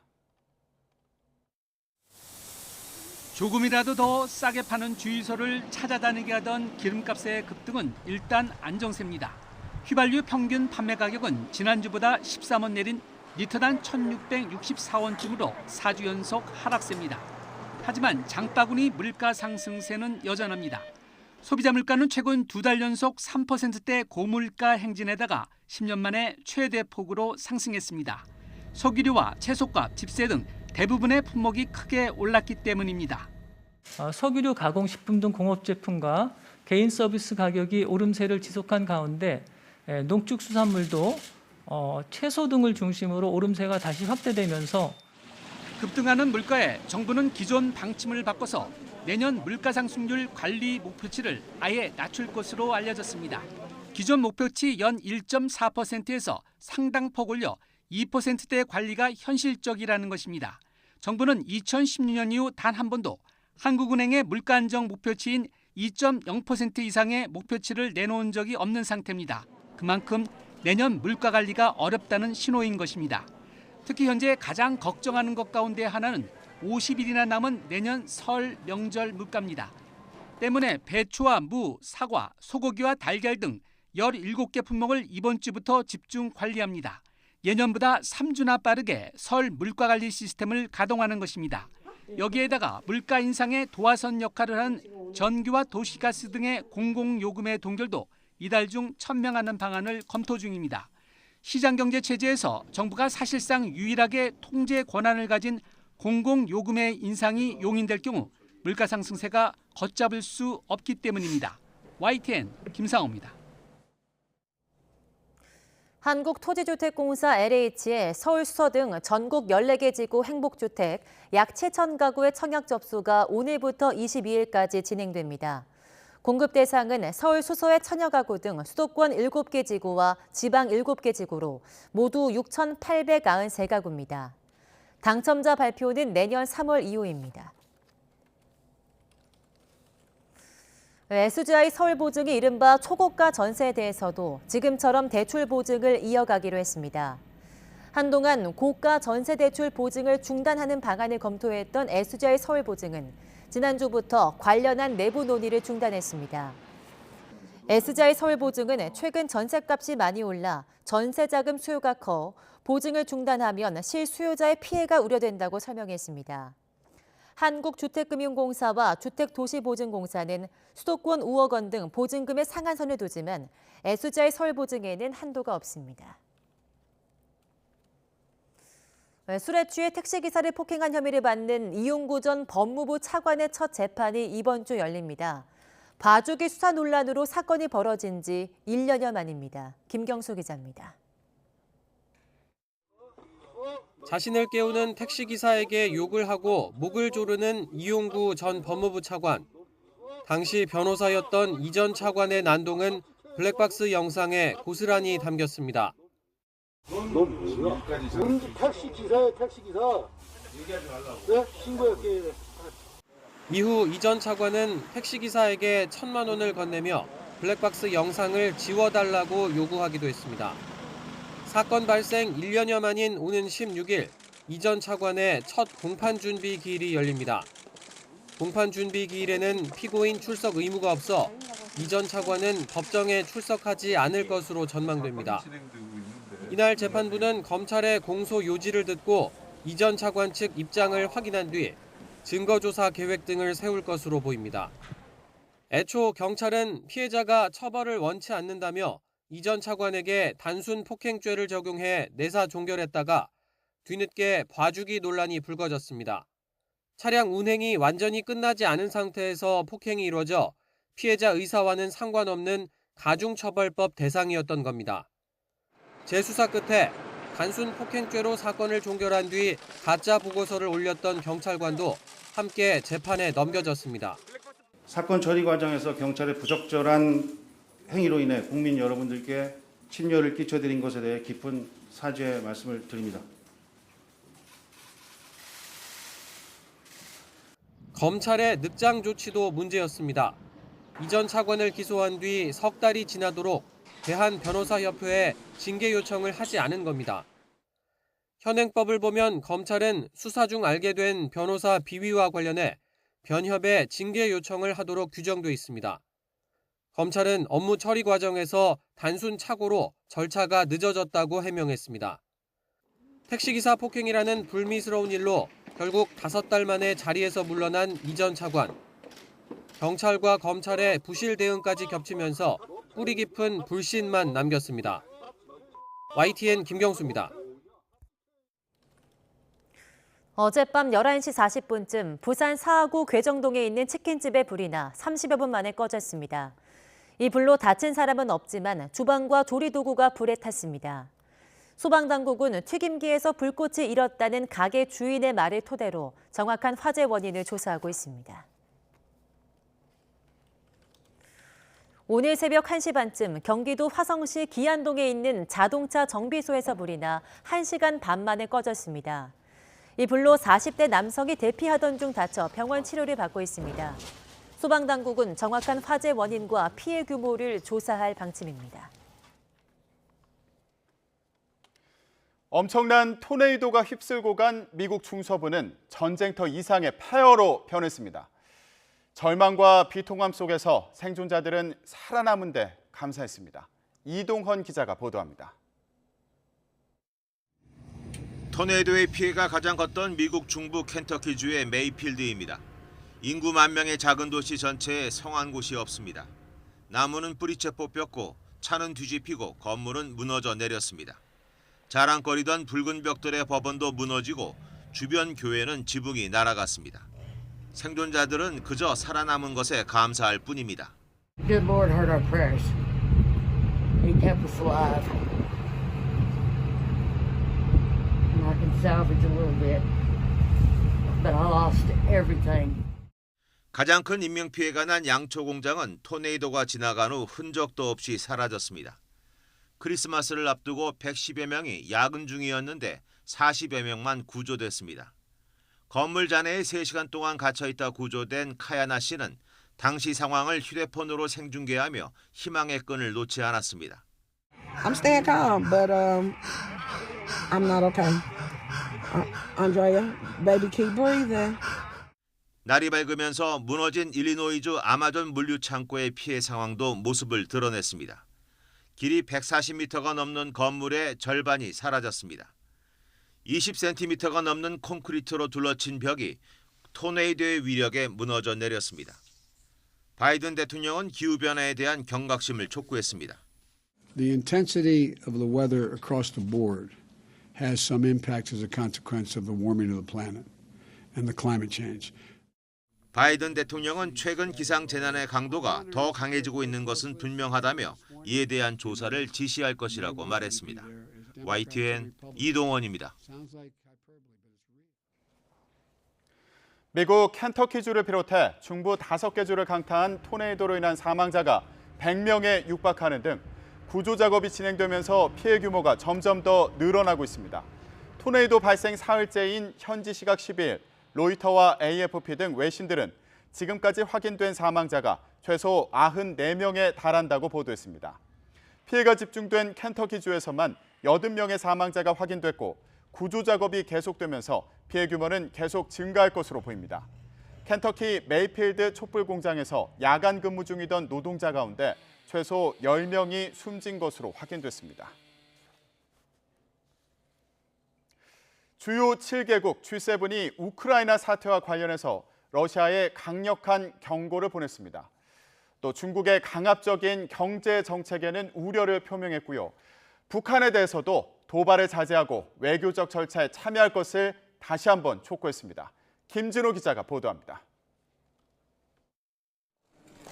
G7과 EU의 외교장관들은 영국 리버풀에서 개최된 G7 외교 개발장관 회의 뒤 러시아와 우크라이나에 관해 별도 공동 성명을 발표했습니다. What we've seen this weekend is a united front from the G7 that there would be massive consequences if there were to be a Russian incursion into Ukraine, which would carry severe costs. 외교장관들은 러시아가 긴장을 완화하고 외교 소통을 추구하며 투명한 군사 행위에 관한 국제 약속을 준수하기를 요구한다고 말했습니다. 이들은 프랑스와 독일이 우크라이나 동부의 갈등을 풀기 위해 노르망디 형식을 추진하는 것을 지지한다고 말했습니다. 노르망디 형식 회담은 우크라이나 분쟁 해결을 위한 우크라이나, 러시아, 독일, 프랑스의 4자 회담을 뜻합니다. 이와 함께 G7 외교장관들은 트러스 영국 외무장관이 발표한 의장 성명에서 중국의 강압적 경제 정책에 관해 우려한다는 입장을 내놨습니다. And the issue we've seen with China is undermining, in the case of the World Trade Organization, some of those rules and also economic coercion. G7 정상들은 지난 6월 공동성명에서 처음으로 중국을 정면으로 비판하는 내용을 담고 대중국 공세를 강화했습니다. 또한 성명에는 북한의 도발을 자제하고 외교적 절차에 참여하라고 재차 촉구하는 내용도 담겼습니다. 이는 지난 5월 외교 개발장관 회의 뒤 나온 공동성명과 같은 수준입니다. YTN 김진호입니다. 프로배구 삼성화재가 올 시즌 최고 경기력을 뽐내며 2연패에서 탈출했습니다. 몸을 아끼지 않은 투혼도 돋보였습니다. 조은지 기자입니다. 삼성화재의 집중력이 초반부터 불을 뿜습니다. 한국전력 공격 때마다 두세 명씩 빈틈없는 수비벽으로 따라붙으며 기를 죽였습니다. 시속 게임에서도 끈질긴 수비에 러셀의 화끈한 마무리까지 보태며 무서운 집중력을 뽐냅니다. 세터 황승빈의 투혼도 돋보였는데 공을 쫓다가 전광판에 걸려 넘어지고도 의연한 모습으로 팀을 똘똘 뭉치게 했습니다. 안우재는 상대 발디그에 얼굴이 휘청일 만큼 세게 맞았는데도 괜찮다고 웃음으로 버텼습니다. 의도적이지도 않았는데 그럼요. 워낙 강하게 지금 볼이 그러니까 아래쪽에서 위로 올라올 일이 백분기가 많이 없잖아요. 저렇게 놀랬겠네요. 28점을 올린 러셀을 필두로 황경민과 정성규, 한상길이 나란히 두 자릿수 득점을 올린 삼성화재는 2연패를 끊고 자신감을 듬뿍 충전했습니다. 그래서 지금 남아있는 경기는 우리가 다 승점 3점으로 한번 이겨보자고 선수들과 얘기하고 나왔고 일단 첫 단추를 잘 끼웠기 때문에 앞으로 계속 3점 따는 경기를 한번 해보겠습니다. 여자부 KGC 인삼공사 염혜선도 비슷한 순환을 당했습니다. 강력 스파이크에 얼굴을 맞고 누웠는데 눈물까지 글썽이면서도 괜찮다고 파이팅으로 승화합니다. KGC는 외국인 엘리자벳이 부상 결장한 최하위 페퍼저축은행을 상대로 블로킹에서 11대 0, 높이의 절대 우위를 살리며 3대 0 완승을 거뒀습니다. 부상을 이겨낸 센터 정호영이 팀 최다인 14득점을 기록했습니다. YTN 조은지입니다. 프로농구 선두 KT가 아이스 허훈의 결승 득점으로 12년 만에 8연승을 달렸습니다. KT는 LG와 치른 창원 원정 경기에서 동점이던 경기 종료 2.2초 전 허훈의 과감한 돌파에 이은 레이업 슛으로 75대 73 짜릿한 승리를 거두었습니다. 전날 DB에서 뛰는 친형 허훈과의 맞대결에서 다소 주춤했던 허훈은 마지막 골로 20득점을 채우며 부상 복귀 이후 무패 행진을 이끌고 있습니다. 허훈 선수의 소감 직접 들어보시죠. 지더라도 저 때문에 졌고 이기더라도 저 때문에 이기고 싶은 마음에 과감히 그냥 레이업 슛을 들어가 봤는데 다행히 운이 좋았던 것 같습니다. 제가 복귀 후 제가 지금 패배 맛을 못 느꼈어요. 패배라는 걸 지금 모르는 남자이기 때문에 지금 오늘도 아까 말했던 것처럼 제가 꼭 마무리 짓고 싶었던 욕심이 있었어요. 네, 출근길 강추위가 찾아오며 기온이 뚝뚝 떨어지고 있습니다. 어제와 비교해 아침 기온이 10도 이상 내려가는 강원과 충청 이남 곳곳으로는 한파주의보가 발효 중인데요. 현재 서울의 기온이 영하 5.7도로 이번 겨울 들어 가장 낮은 기온을 보이고 있고요. 체감 온도는 영하 10도 선까지 곤두박질했습니다. 그 밖의 지역에서도 대관령이 영하 10.7도, 대전도 영하 5.7도까지 떨어졌습니다. 낮 기온도 어제보다 3에서 6도가량 내려가며 종일 쌀쌀하겠습니다. 서울이 3도, 대전과 광주 5도, 대구 6도 선에 머물겠습니다. 차가운 바람이 먼지를 밀어내면서 오늘 전국의 대기질은 좋음 수준으로 깨끗하겠습니다. 내륙 하늘은 맑은 가운데 제주도에만 약한 비나 눈이 날리겠습니다. 이번 추위는 오래가지 않고 내일이면 금세 누그러지겠습니다. 수요일에는 중부지방에, 목요일에는 남부지방에 비가 내리겠습니다. 지금까지 날씨 정보였습니다.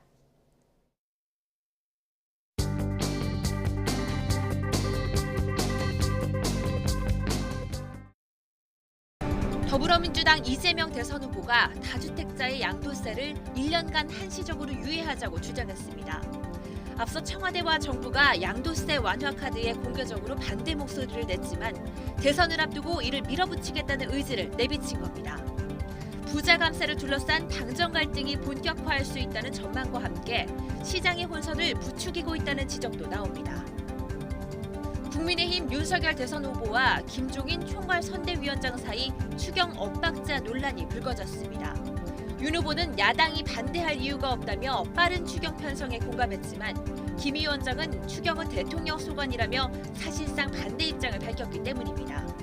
논란이 일자 윤 후보는 김 위원장과 의견이 같다며 진화에 나섰지만 정작 추경을 어떻게 쓰겠다는 얘기 없이 양당의 정치 대결 형국으로 가고 있다는 비판도 제기됩니다. 조 바이든 미국 행정부가 정부 출범 후 처음으로 북한에 대한 제재를 가했습니다. 리영길 국방상과 중앙검찰소 등이 해당됐는데 관광차 방북했다 혼수 상태로 석방된 뒤 숨진 오토 원비어 사건을 반인권 행위 사례로 언급했습니다. 이번 제재로 우리 정부가 추진하는 종전선언에도 먹구름이 끼었다는 분석입니다. 약촌호거리 택시기사 살인사건 진범에게 무혐의 처분을 내렸던 김은영 검사가 언론 인터뷰를 통해 심경을 밝혔습니다. 김 검사는 당시 사심을 갖고 처리한 건 아니지만 자신의 잘못된 판단으로 10년간 억울한 옥살이를 한 최 씨에게 진심으로 사과한다고 말했습니다. 하지만 김 검사를 제외하고 수사와 재판에 관여했던 경찰과 다른 검사들, 재판부 판사들은 여전히 반성도 사과도 없다고 신문은 전했습니다. 교수들이 올해 한국 사회를 표현하는 사자성어로 묘서 동처를 꼽았습니다. 고양이가 쥐를 잡지 않고 쥐와 한패가 됐다는 뜻입니다. 교수들은 국정을 책임지고 감시하는 사람이 이권을 노리는 사람들과 한통속이 됐다고 추천 이유를 설명했는데 LH 임직원의 부동산 투기 논란, 대장동 특혜 의혹 등을 비판하는 것으로 풀이됩니다. 주간 브리핑 차정윤입니다. 코로나19 신규 확진자가 어젯밤 9시까지 이미 일요일 기준 최다치를 넘어섰습니다. 여기에 신종변이 오미크론의 N차 감염까지 확산하고 있습니다. 정부가 언급한 특단의 조치가 조만간 현실화될 전망입니다. 조태현 기자입니다. 어젯밤 9시까지 새로 확진 판정을 받은 코로나19 환자는 4,564명입니다. 연일 7,000명 전후로 확진자가 나왔던 만큼 얼핏 봐선 확산세가 한풀 꺾인 것 같지만 주말과 휴일에는 검사 건수가 줄어드는 주말 효과가 반영된 결과에 불과합니다. 이미 일요일 발생 기준으로 역대 최다였던 지난 6일 0시 기준 확진자 4,325명을 넘어선 수준입니다. 신종 변이인 오미크론 N차 감염 우려도 현실이 됐습니다. 첫 오미크론 확진자가 발생한 인천 미추홀구의 교회와 관련해선 벌써 6차 감염 사례까지 나왔습니다. 사망자가 나와야 빈 병상이 생길 정도로 한계에 다다른 상황에서 우리 의료 역량이 강력한 도전에 직면한 겁니다. 문제는 이 전파력이 높으면 확진자의 숫자가 늘어나고 중증도가 낮아도 결국은 결과적으로 입원하는 환자, 사망하는 환자는 더 늘어날 수 있다는 것입니다. 의욕적으로 단계적 일상회복 카드를 꺼내든 정부도 비상에 걸렸습니다. 하루 10,000명 확진도 대비했다던 자신감은 특단의 방역 대책을 도입할 수 있다는 말로 바뀌었습니다. 이 위기 국면에 반전이 어렵다고 판단될 경우에는 정부는 강력한 사회적 거리두기 등을 포함한 특단의 방역 대책을 결정할 수밖에 없음을 거듭 말씀드립니다. 지금의 확산세를 고려했을 때 방역 강화는 기정사실이라는 분석이 나옵니다.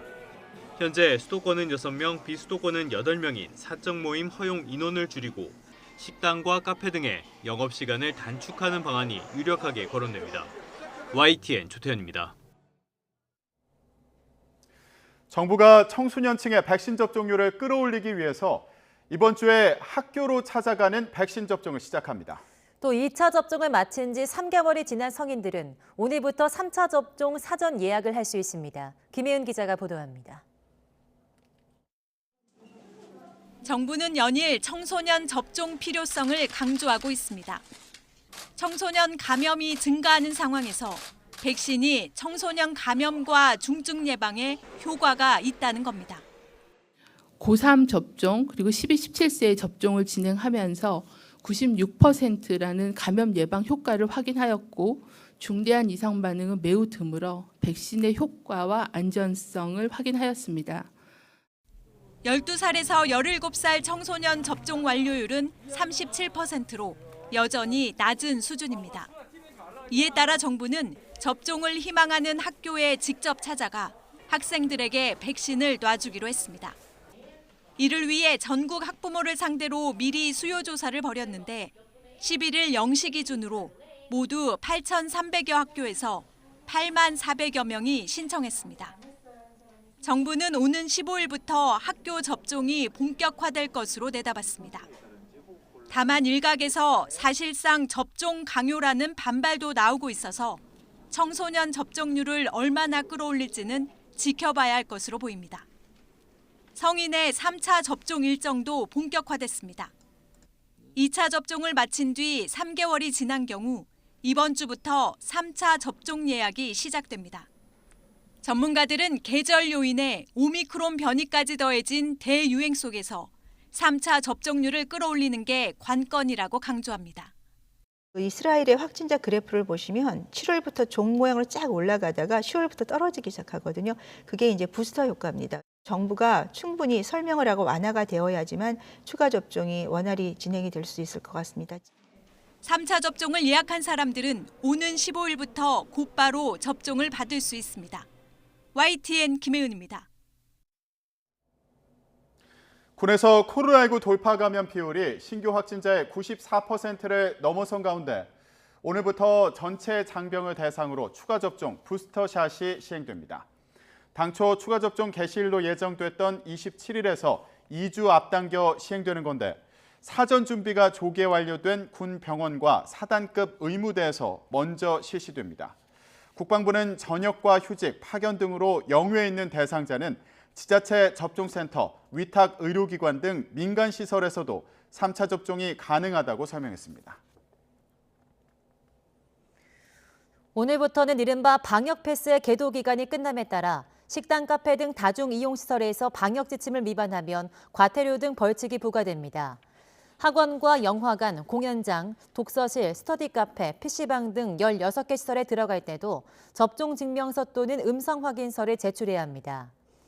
이를 어긴 시설 이용자와 사업주 모두에게 과태료를 물리는데 이용자에게는 10만 원이, 사업주는 1차 150만 원, 2차 위반 때는 300만 원이 부과됩니다. 최근 코로나19의 새로운 변이 오미크론으로 수도권뿐 아니라 다른 지역도 비상입니다. 전북에서 확진된 오미크론 변이가 N차 감염으로 확산하고 있습니다. 네, 전남 등 다른 지역으로도 퍼지고 있어서 지역사회에 비상이 걸렸습니다. 김민성 기자입니다. 전북 완주군 보건소 선별진료소. 오미크론 변이 확진자가 나왔다는 소식에 검사를 받으려는 시민들의 발길이 이어집니다. 예, 지금 현재 오미크론 때문에 확산세가 좀 심각해지는 상황인데 직장이 저 완주군 쪽이라 직장에서 혹시라도 제가 피해를 주지 않을까 해서. 완주에서 첫 오미크론 확진자가 나온 건 지난 10일. 이란에서 입국한 30대 외국인 유학생이 가족 집에서 자가격리하다 확진됐습니다. 함께 지내던 가족 4명 중 3명이 이어서 오미크론에 감염됐고 가족 중 1명이 다니던 어린이집에서도 종사자 1명이 확진됐습니다. 이후 오미크론 바이러스는 이 어린이집을 다니던 다른 원생 가족의 서울 가족 모임을 통해 전남 한평 어린이집으로까지 번져 3명이 확진됐습니다. 전북 유학생을 시작으로 한 변이 감염이 유학생의 가족으로 이어진 뒤 전북 어린이집과 서울 가족 모임을 거쳐 전남 어린이집으로 퍼진 겁니다. 이렇게 지금까지 확인된 오미크론 확진자는 모두 8명. 확진자가 발생한 한평군 지역의 어린이집과 유치원 그리고 초등학교를 일주일간 비대면 수업으로 전환하는 등 방역 대응에 만전을 기하도록 하겠습니다. 관련 의심 환자는 전북 완주와 전남 한평의 어린이집, 서울 가족 모임 참석자 등 모두 31명에 이릅니다. 방역 당국이 추정하는 전파 경로를 보면 오미크론 확진자가 추가로 발생할 가능성이 큽니다. 인천 교회발 확진자도 4명 추가되면서 오미크론 확진자는 해외 유입 23명을 포함해 모두 90명, 의심 환자는 33명으로 늘었습니다. YTN 김민성입니다. 유럽 일부 국가에서도 코로나19의 새로운 변이인 오미크론이 며칠 안에 델타를 추월할 거라는 전망이 나오고 있습니다. 거침없는 확산세, 일부 국가는 3차 접종 시기를 앞당기고 4차 접종도 검토하고 있습니다. 김선희 기자입니다. 오미크론 변이가 이번 주 안에 일부 유럽 국가에서 델타를 제치고 지배종이 될 가능성이 있다. 현지 시각 11일 워싱턴 포스트 보도가 나온 가운데 덴마크와 영국 등에서 오미크론이 며칠 안에 델타를 추월할 것이란 전망이 나오고 있습니다. 영국은 현재 런던 감염자의 3분의 1을 오미크론 감염으로 보고 있습니다. So what we know, hence the concern, is that 1/3 of infections now in London are Omicron.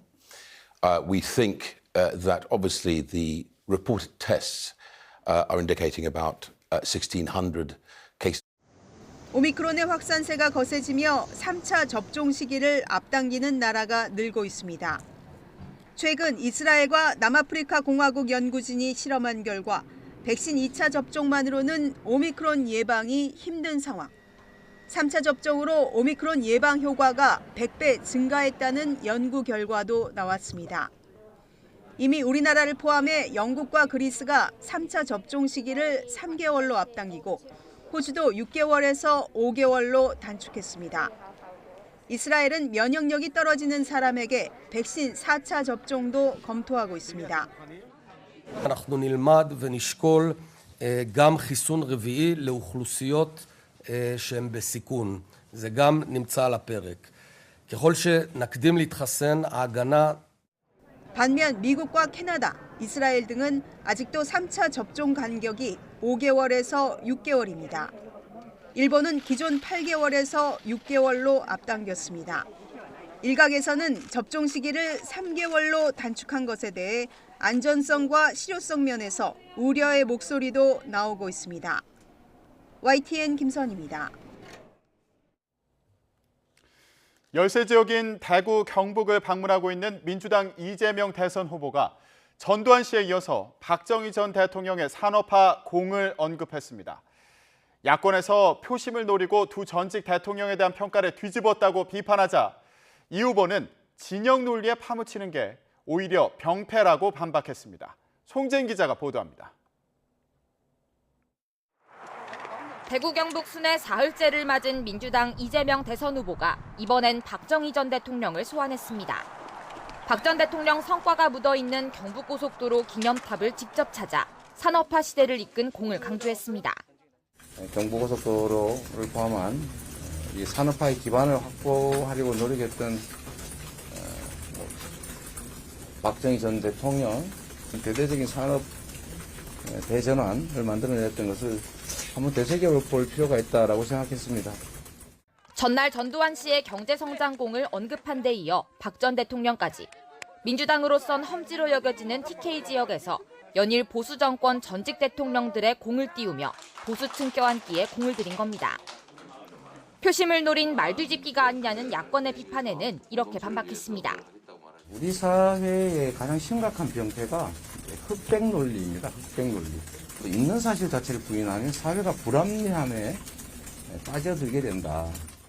이 후보는 에너지 고속도로 정책 구상을 밝히면서도 산업화 시대 고속도로처럼 경제 발전의 발판이 될 거라며 박 전 대통령을 재차 언급했고 자신이 언젠가 묻힐 곳이 바로 고향인 TK라고 강조하며 지지를 호소했습니다. 그러면서 TK도 색깔론을 떠나 대통령 후보로서 유능함을 평가해달라며 국민의힘 윤석열 후보에 맞선 경제 대통령 이미지를 내세웠습니다. 이 후보의 우클릭 행보는 전통적 보수 텃밭에서 띄운 두 전직 대통령 평가를 통해 한층 더 속도가 붙었습니다. 보수 표심을 공략하는 건 물론 유능한 경제 대통령을 내세우며 현 정부와 차별화를 꾀하는 것으로 풀이됩니다. YTN 송재인입니다. 더불어민주당 이재명 대선 후보가 대구 경북 순회 마지막 날인 오늘 박태준 포스코 명예회장의 10주기를 추모합니다. 이 후보는 오늘 오후 포항을 찾아 박태준 명예회장 동상에 헌화하고 산업화 시대 경제발전에 공을 기릴 예정입니다. 이후에는 취재진을 만나서 3박 4일 동안 열세 지역인 대구 경북 지역을 돌면서 느낀 소회를 밝힐 예정입니다. 이에 앞서 경북 성주에서는 지역 상인, 주민들과 국민 반상회를 열어 대표 정책의 하나인 지역화폐에 대해서 의견을 나누고 포항 죽도시장에서 지역 민심을 들을 계획입니다. 국민의힘 윤석열 후보는 외연 확장을 위한 새시대 준비위원회를 공식 출범했습니다. 윤 후보는 당이 확 바뀌도록 새 바람을 일으켜달라고 주문했고요. 김한길 새시대 준비위원장은 윤 후보만이 시대 정신인 정권 교체가 가능하다고 강조했습니다. 김승환 기자가 보도합니다. 중도와 합리적 진보층까지 껴안기 위한 새시대 준비위원회가 정식으로 닻을 올렸습니다. 윤석열 후보는 국민의힘이 실용주의 정당으로 확 바뀌는데 위원회가 개척자 역할을 할 것이라며 기대감을 나타냈습니다. 아직 국민의힘에 직접 참여하기를 좀 부담스러워하시는 분들 다 담아서 우리가 다양한 국민들의 수요를 그 바람을 다 반영해서 지난주 선대위 출범식에 모습을 드러내지 않았던 민주당 대표 출신 김한길 위원장도 함께 서서 윤 후보만이 정권 교체할 수 있다며 힘을 실어줬습니다. 정권 교체가 시대 정신입니다. 그런데 정권 교체를 실현해낼 수 있는 사람은 오직 윤석열 후보뿐입니다.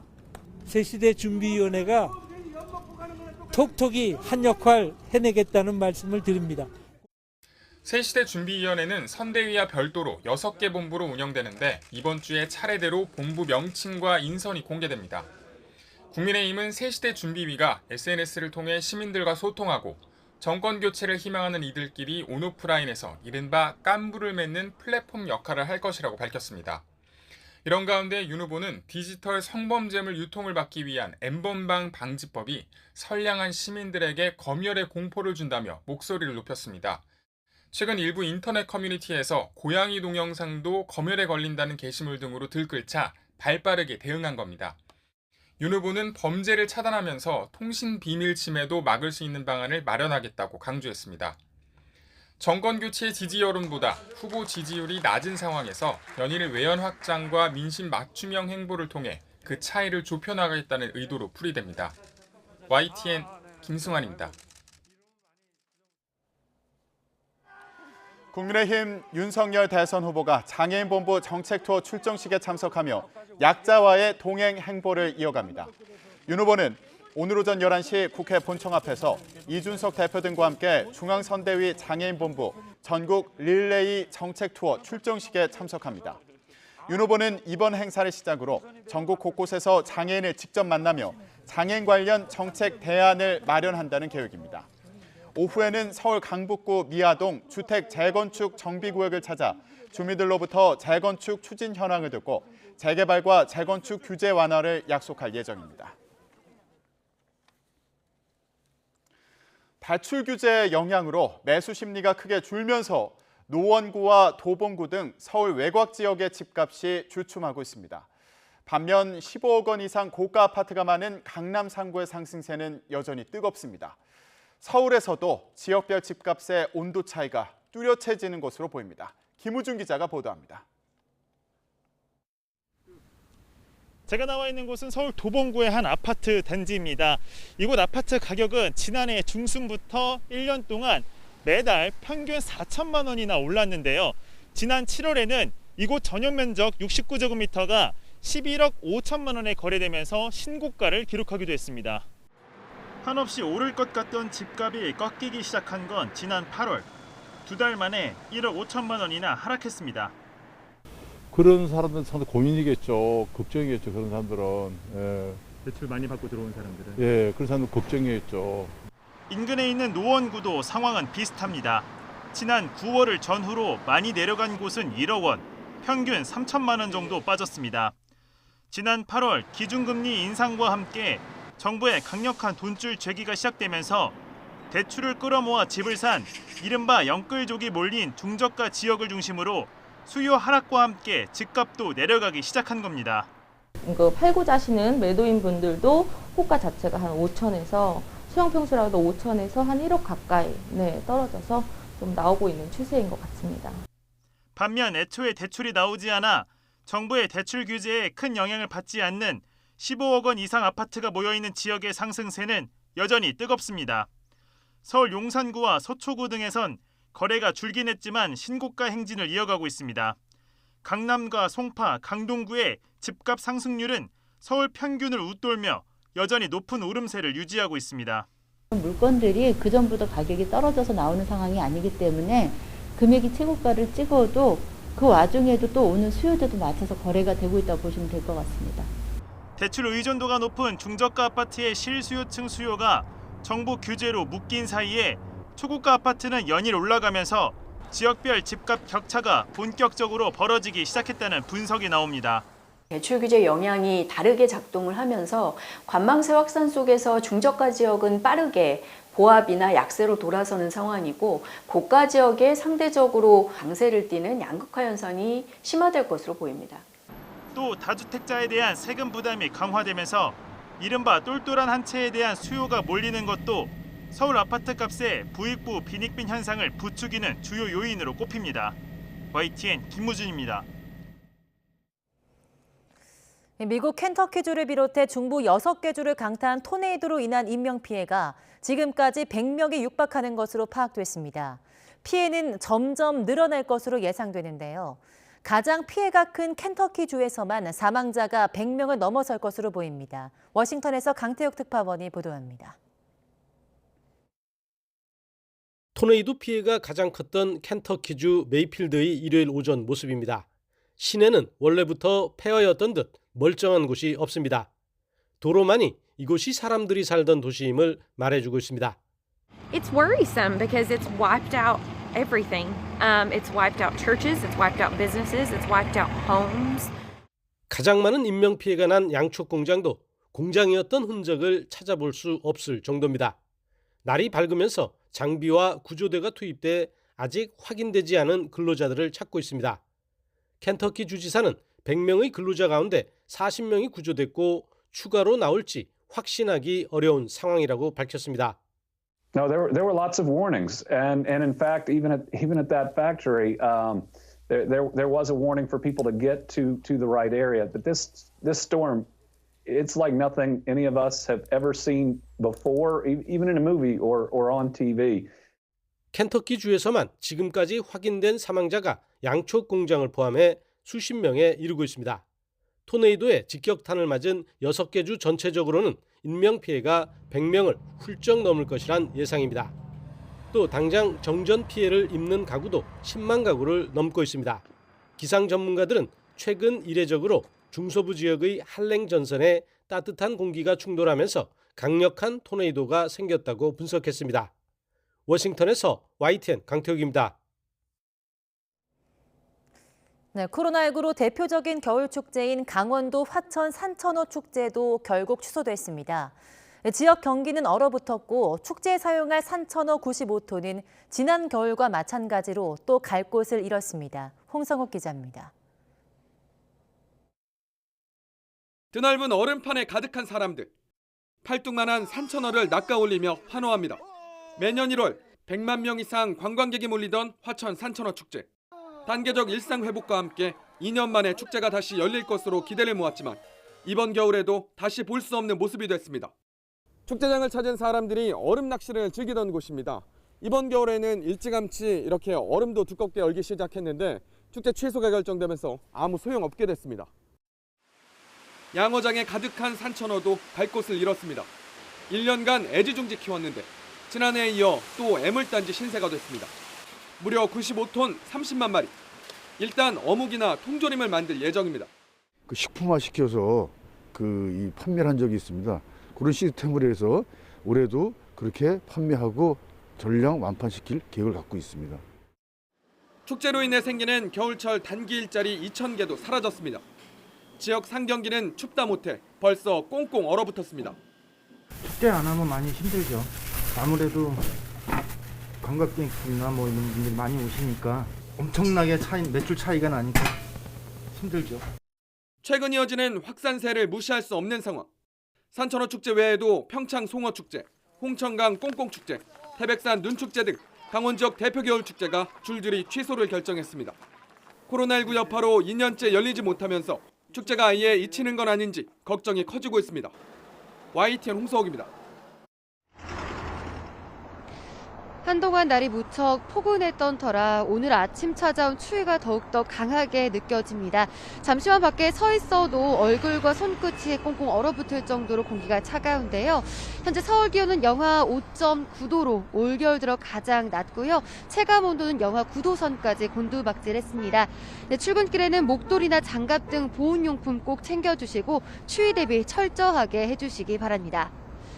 네, 오늘 아침 기온이 크게 떨어지는 강원과 충청 이남 곳곳으로는 한파특보가 내려졌습니다. 현재 비공식 기록으로 전북 무주군 덕유봉의 기온이 영하 15.2도까지 떨어지며 가장 춥고요. 대관령은 영하 10.9도, 파주 영하 9.9도로 영하권 추위가 기승을 부리고 있습니다. 낮에도 찬바람이 불면서 춥겠습니다. 서울 낮 기온 3도, 대전과 광주 5도, 대구는 6도로 어제보다 2에서 6도가량 낮겠습니다.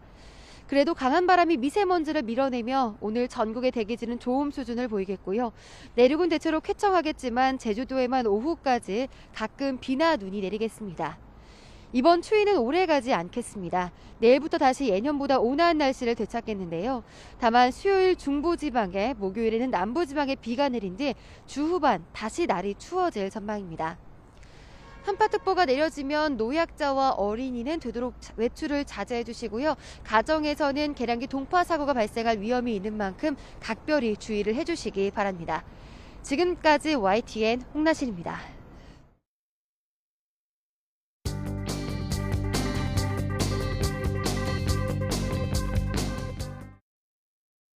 더불어민주당 이재명 대선 후보가 다주택자의 양도세를 1년간 한시적으로 유예하자고 주장했습니다. 앞서 청와대와 정부가 양도세 완화 카드에 공개적으로 반대 목소리를 냈지만 대선을 앞두고 이를 밀어붙이겠다는 의지를 내비친 겁니다. 부자 감세를 둘러싼 당정 갈등이 본격화할 수 있다는 전망과 함께 시장의 혼선을 부추기고 있다는 지적도 나옵니다. 국민의힘 윤석열 대선 후보와 김종인 총괄선대위원장 사이 추경 엇박자 논란이 불거졌습니다. 윤 후보는 야당이 반대할 이유가 없다며 빠른 추경 편성에 공감했지만 김 위원장은 추경은 대통령 소관이라며 사실상 반대 입장을 밝혔기 때문입니다. 논란이 일자 윤 후보는 김 위원장과 의견이 같다며 진화에 나섰지만 정작 추경을 어떻게 쓰겠다는 얘기 없이 양당의 정치 대결 형국으로 가고 있다는 비판도 제기됩니다. 조 바이든 미국 행정부가 정부 출범 후 처음으로 북한에 대한 제재를 가했습니다. 리영길 국방상과 중앙검찰소 등이 해당됐는데 관광차 방북했다 혼수 상태로 석방된 뒤 숨진 오토 원비어 사건을 반인권 행위 사례로 언급했습니다. 이번 제재로 우리 정부가 추진하는 종전선언에도 먹구름이 끼었다는 분석입니다. 약촌호거리 택시기사 살인사건 진범에게 무혐의 처분을 내렸던 김은영 검사가 언론 인터뷰를 통해 심경을 밝혔습니다. 김 검사는 당시 사심을 갖고 처리한 건 아니지만 자신의 잘못된 판단으로 10년간 억울한 옥살이를 한 최 씨에게 진심으로 사과한다고 말했습니다. 하지만 김 검사를 제외하고 수사와 재판에 관여했던 경찰과 다른 검사들, 재판부 판사들은 여전히 반성도 사과도 없다고 신문은 전했습니다.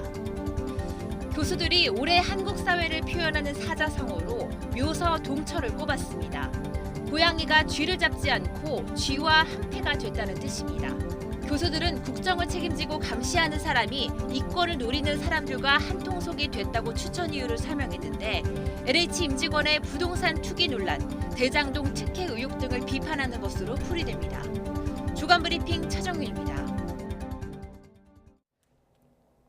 굿모닝 YTN 마칩니다. 잠시 후 YTN 24가 이어집니다. 시청해주신 여러분 고맙습니다.